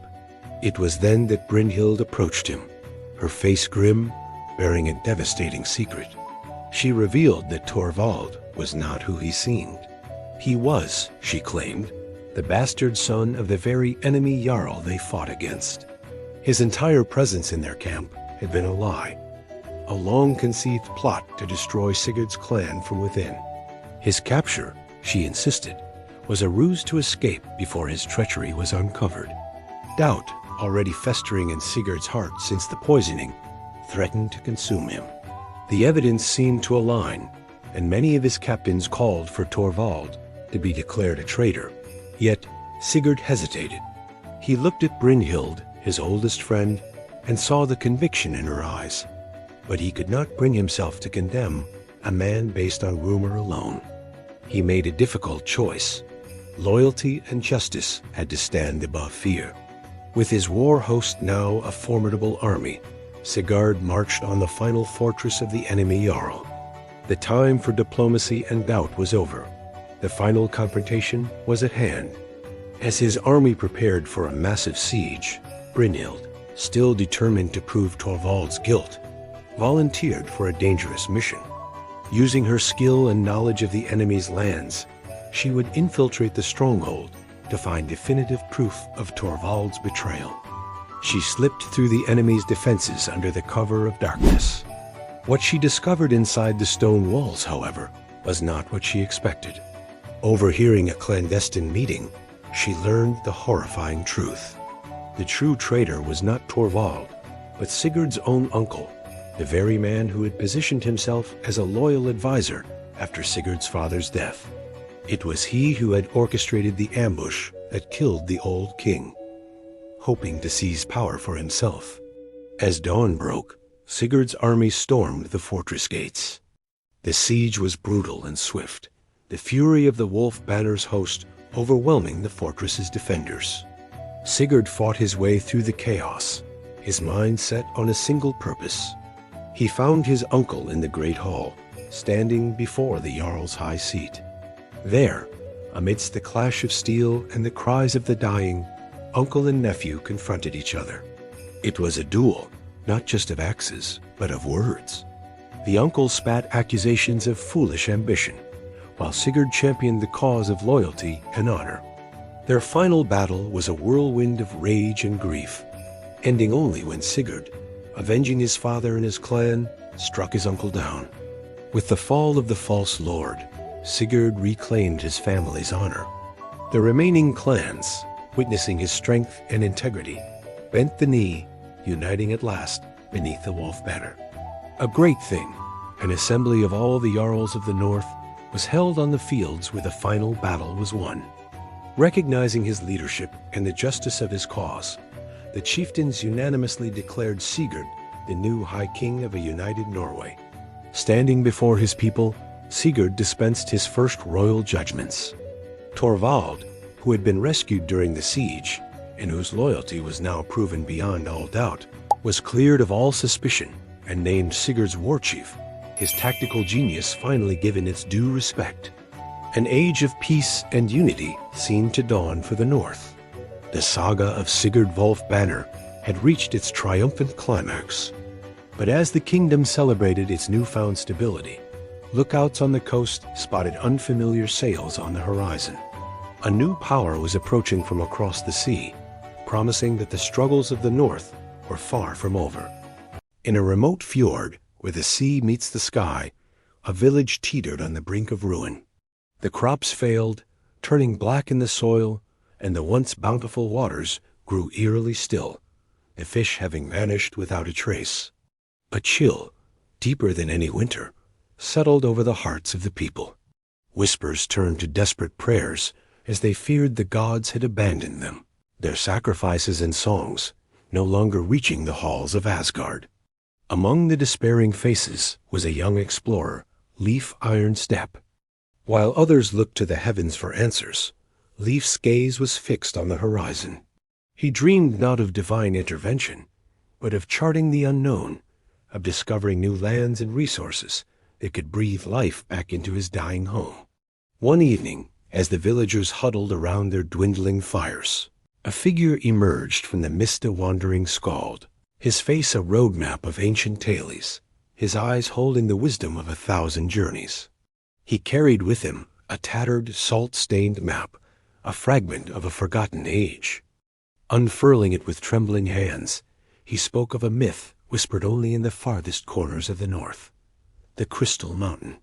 He claimed it was a place of impossible power, a peak that held a divine source of warmth and light, a direct blessing from Freya herself. But his words came with a chilling prophecy. "Those who seek the mountain's gift," he croaked, his voice like grinding stones, "must be prepared to leave a part of their soul behind on its icy slopes." The skald's tale ignited a spark in Lef's heart. Hope, dangerous and bright, took root. He knew this was their only chance. He began to gather a crew, not of the strongest or most seasoned warriors, but of those with something to prove. First was Ingrid, a shield maiden whose courage was as sharp as her axe, her spirit untamed by the village's despair.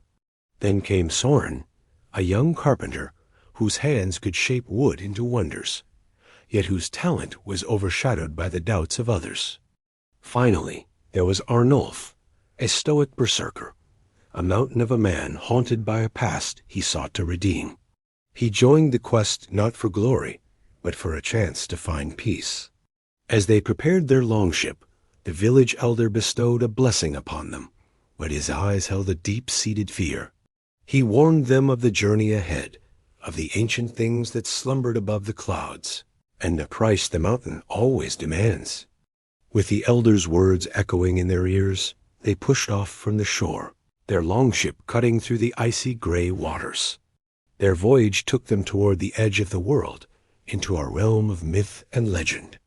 Giant icebergs, like floating fortresses of a forgotten kingdom, drifted past them. They navigated storms that seemed to rage with a malevolent intelligence, the waves crashing against their hull like the fists of angry gods. The nights were even more unsettling.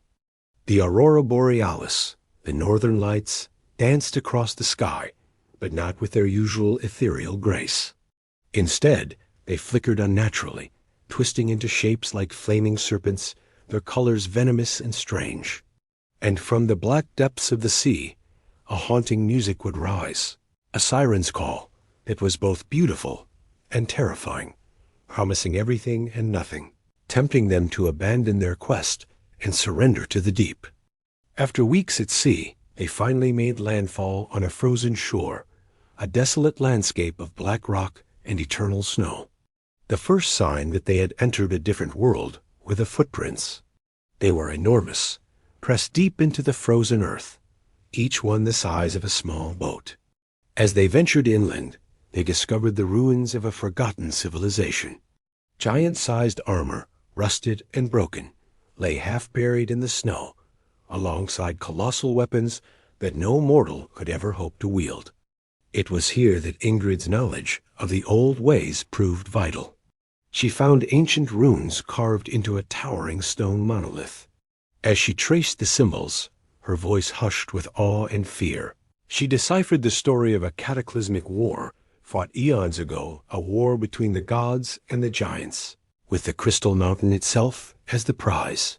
They were treading on the graveyard of titans.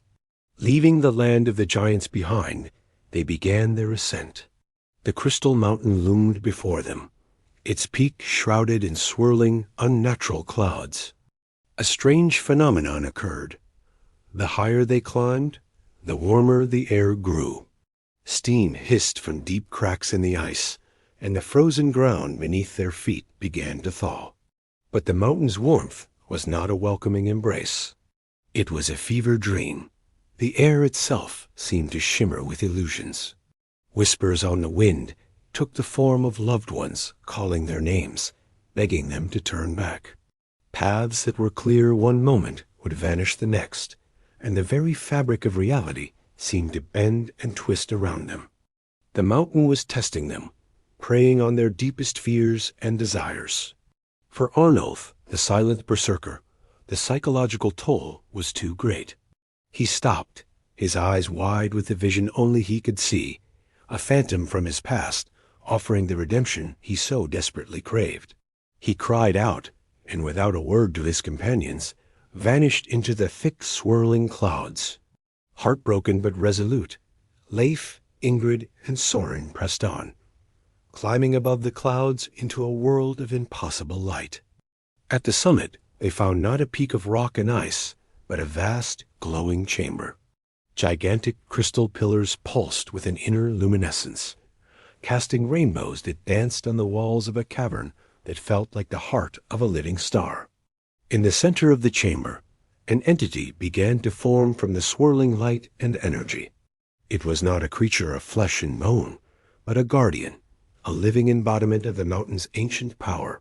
Its voice was not sound, but a thought that echoed directly in their minds, ancient and powerful. It acknowledged their struggle and their courage, but confirmed the Skald's warning. To grant its power to mortals, to share the eternal flame that warmed the mountain, it demanded a sacrifice, a soul for a soul. The Guardian's demand hung in the crystalline air. It offered them the choice. One of them must be sacrificed to save the many. Ingrid gripped her axe, ready to offer her own life. Soren, pale but determined, stepped forward, willing to give up his future. But Leif, as their leader, held up his hand, refusing. He would not sacrifice his friends. He would not trade one life for another, no matter the cost. He looked at the radiant guardian and made a counteroffer. He would not give his life, but something far more precious. He offered his memories. He would surrender his past, every recollection of his family, his home, the faces of his friends, the very reason he had embarked on this perilous journey. He would give up his soul not in death, but in life. A silence fell upon the chamber. The guardian, perhaps moved by this unprecedented choice, agreed. The light flared, and as a single shard of eternal flame was released into Leif's hands, his past was wiped away, leaving only an empty vessel with a hero's resolve. They returned to their village not as a triumphant crew, but as a somber trio. The shard of eternal flame was placed in the heart of the settlement, and its divine warmth spread across the land. The crops grew green and strong, the sea teemed with fish once more, and life returned to the fjord. Leif was hailed as a savior, a hero of legend.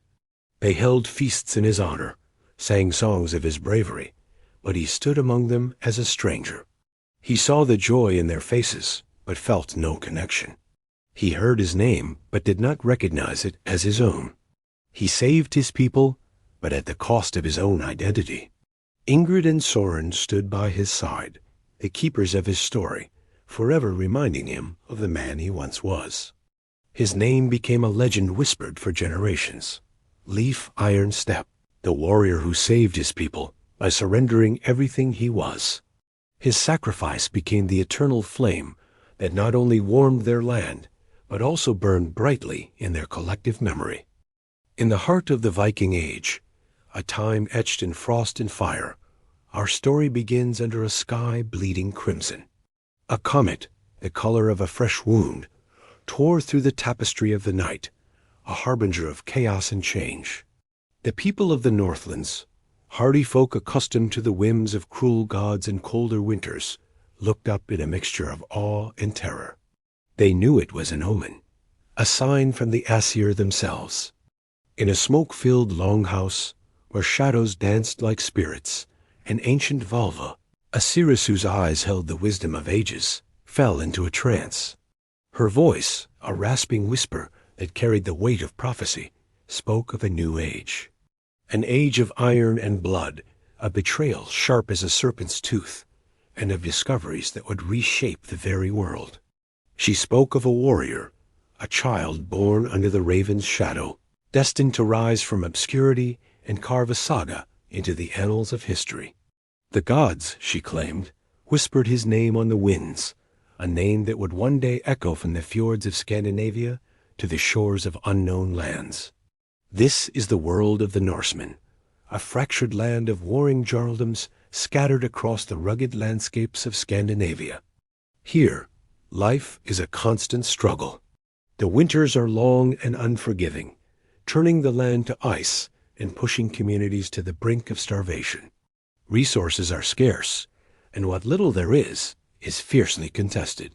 Alliances are forged in mead halls and sealed with oaths, but they are as brittle as winter ice. Rivalries fester for generations, passed down from father to son, often erupting into brutal conflicts where the only law is the edge of an axe. In this world, honor is a man's most valuable possession, worth more than gold or land. A slight against one's family can ignite a blood feud that consumes entire clans. And weaving through it all is the concept of word fate. The Norse believe their destinies are spun by the Norns, cosmic beings who decree the length and path of every life. A man can fight, he can rage against his fate, but he cannot escape it. And above all, the gods watch: Odin, Thor, Freya. Their influence is felt in every storm, every battle, every birth. They are not distant deities.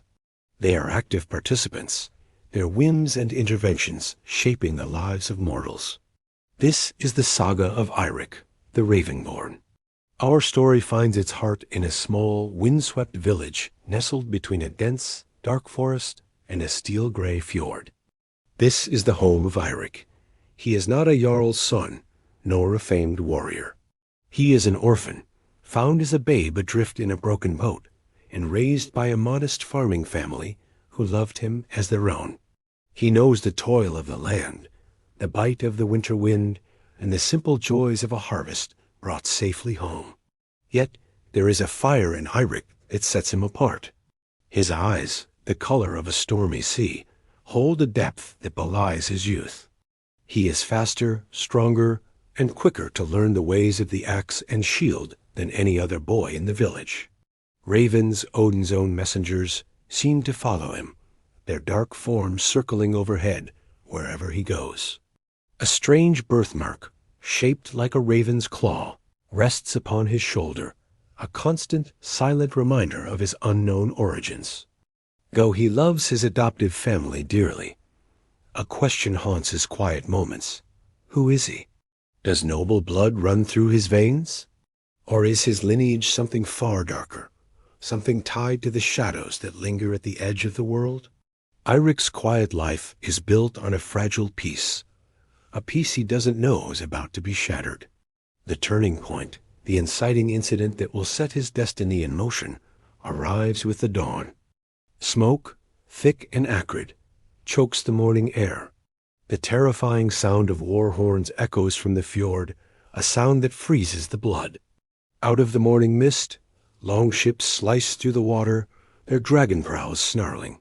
They bear the sigil of Jarl Ragnar the Cruel, a notoriously ambitious and ruthless chieftain from a rival jarldom to the north. Ragnar's raiders swarm the beach like a plague of locusts, their axes and swords glinting in the rising sun. They are not here for tribute. They are here for annihilation. The village's few able-bodied men, farmers and fishermen, grab their hunting spears and wood axes, forming a desperate shield wall to protect their homes and families. It is a brave but futile stand. Eirik, no longer a boy, but not yet a man, fights with a fury that surprises even himself.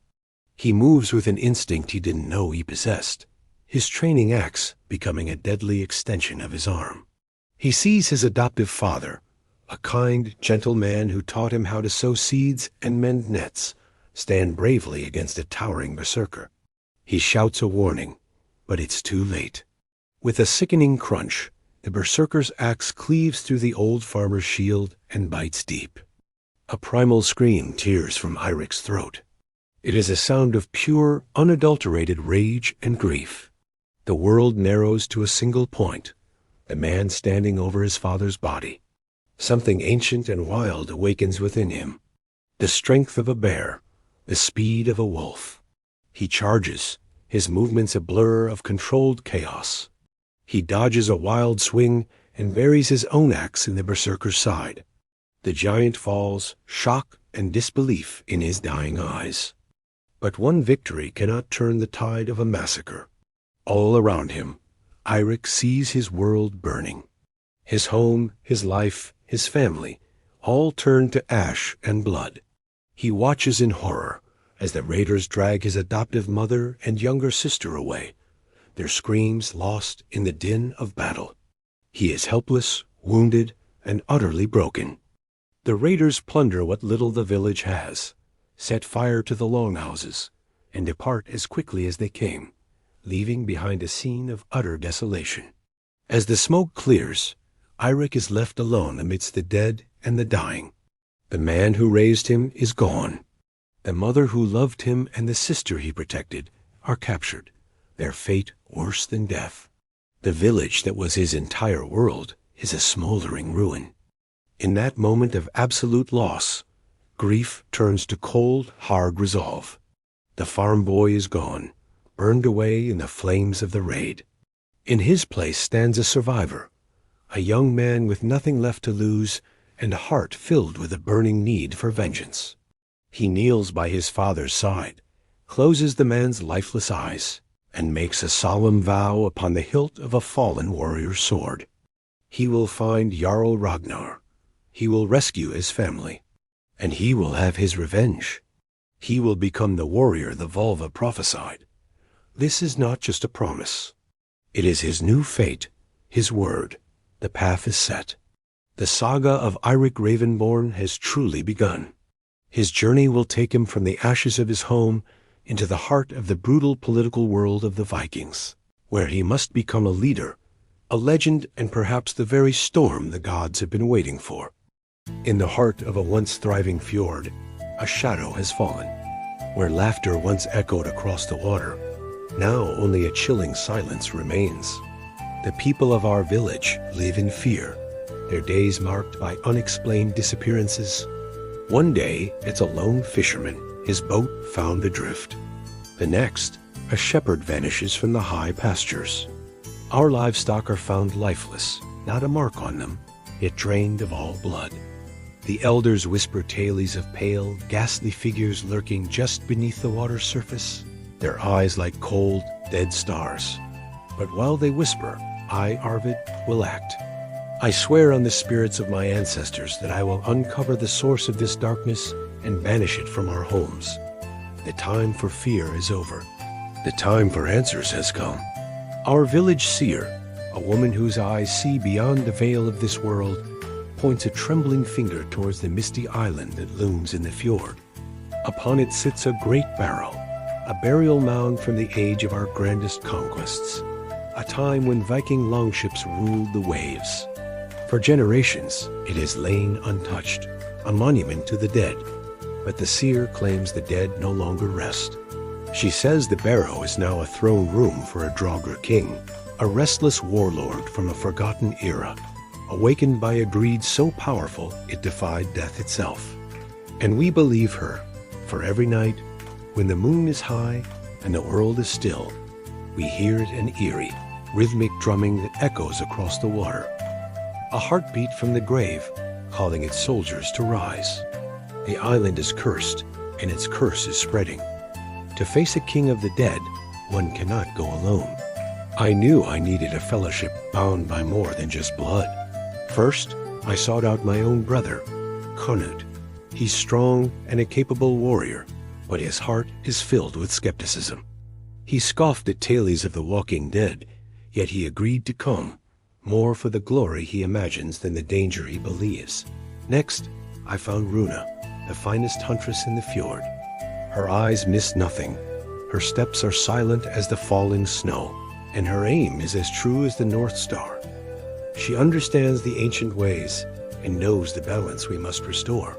Finally, I journeyed to the outcast's hovel at the edge of the woods to find a Kekel, an old sorcerer exiled for dabbling in forbidden magic. His knowledge of runes and the weaknesses of the undead is our only true advantage. Together, we are a strange alliance, a believer, a skeptic, a hunter, and a mage. We began our preparations, etching sacred runes of protection onto our shields, anointing our blades with blessed oils, and most importantly, forging arrowheads and spear tips with silver, the one metal the Draugr are said to fear. The journey to the island was a descent into a waking nightmare. A thick, unnatural fog, cold and clammy, rose from the fjord, choking the air and clinging to our longship like a shroud. It was more than just mist. It was a living presence. Whispers slithered through it, clawing at the edges of our minds, speaking of our deepest fears and greatest doubts. Canute gripped his axe, his skepticism wavering. Ekel chanted softly, his voice a fragile shield against the encroaching dread. When our boat finally scraped against the island's shore, the air grew even colder.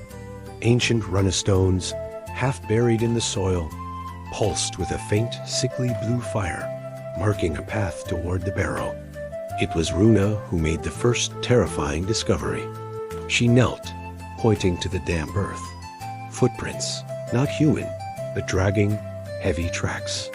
They didn't lead towards the barrow, as grave robbers would. They led out of it. The dead were already walking. We advanced with weapons drawn, the silence of the island broken only by the crunch of our boots on cursed soil. Then the ground began to tremble. From the unmarked graves surrounding the great barrow, skeletal hands clawed their way out, followed by desiccated bodies clad in rusted mail. The Draugr warriors rose, their eye sockets glowing with the same malevolent blue light as the runnestones. The battle was instant and chaotic. Their strength was unholy, their movements unnaturally fast. We fought back to back, a desperate whirlwind of silver and steel against rotting flesh and bone.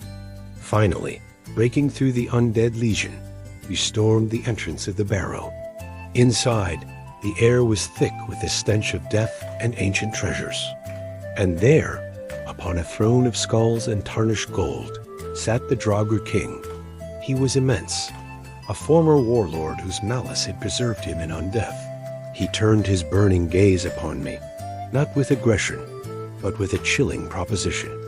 He offered me a place at his side, to rule with him as an eternal conqueror, to share in the spoils of a world brought to its knees. The Draugr king's voice was a venomous whisper, promising endless power and riches beyond imagination. The hoard of gold and jewels piled around his throne glinted in the torchlight, and I saw a dangerous hunger ignite in my brother's eyes. As I prepared to refuse the cursed offer, Canute suddenly turned, his axe swinging not at the undead, but at me. He screamed that he was tired of our small life, of struggling for scraps. He would take the king's offer, even if it meant an eternity of damnation. His betrayal shattered our shield wall. The Draugr swarmed us, and for a moment, all seemed lost. Runa was overwhelmed, and I was parrying my own brother's furious attacks. It was then that Ekel, the old sorcerer, made the ultimate sacrifice. With a final defiant cry, he smashed his vials of blessed oil at the foot of the throne. The cursed treasure, a catalyst for the king's power, erupted in a blaze of holy fire, incinerating scores of the undead in a cleansing inferno. Ekel's sacrifice bought us precious seconds. The flames raged, momentarily holding back the Draugr horde. I looked at Canute, his face twisted by greed, his eyes no longer those of my brother, but of a monster. He was the anchor of the curse now, his mortal greed feeding the king's power. There was no reasoning with him, no sating him. With a heart heavier than any stone, I understood what I had to do. I was not just fighting for my village anymore. I was fighting for my brother's soul. I dodged his wild swing, my own blade finding its mark. As Canute fell, the last of his humanity returned to his eyes in a fleeting moment of regret. His death broke the pact. The Draugr king let out a final agonizing howl, not of pain, but of rage. His connection to the mortal world severed. He and his vast treasure crumbled into a mountain of dust and ash, his promises of an inevitable return echoing in the sudden silence of the tomb. We returned not as conquerors, but as solemn survivors.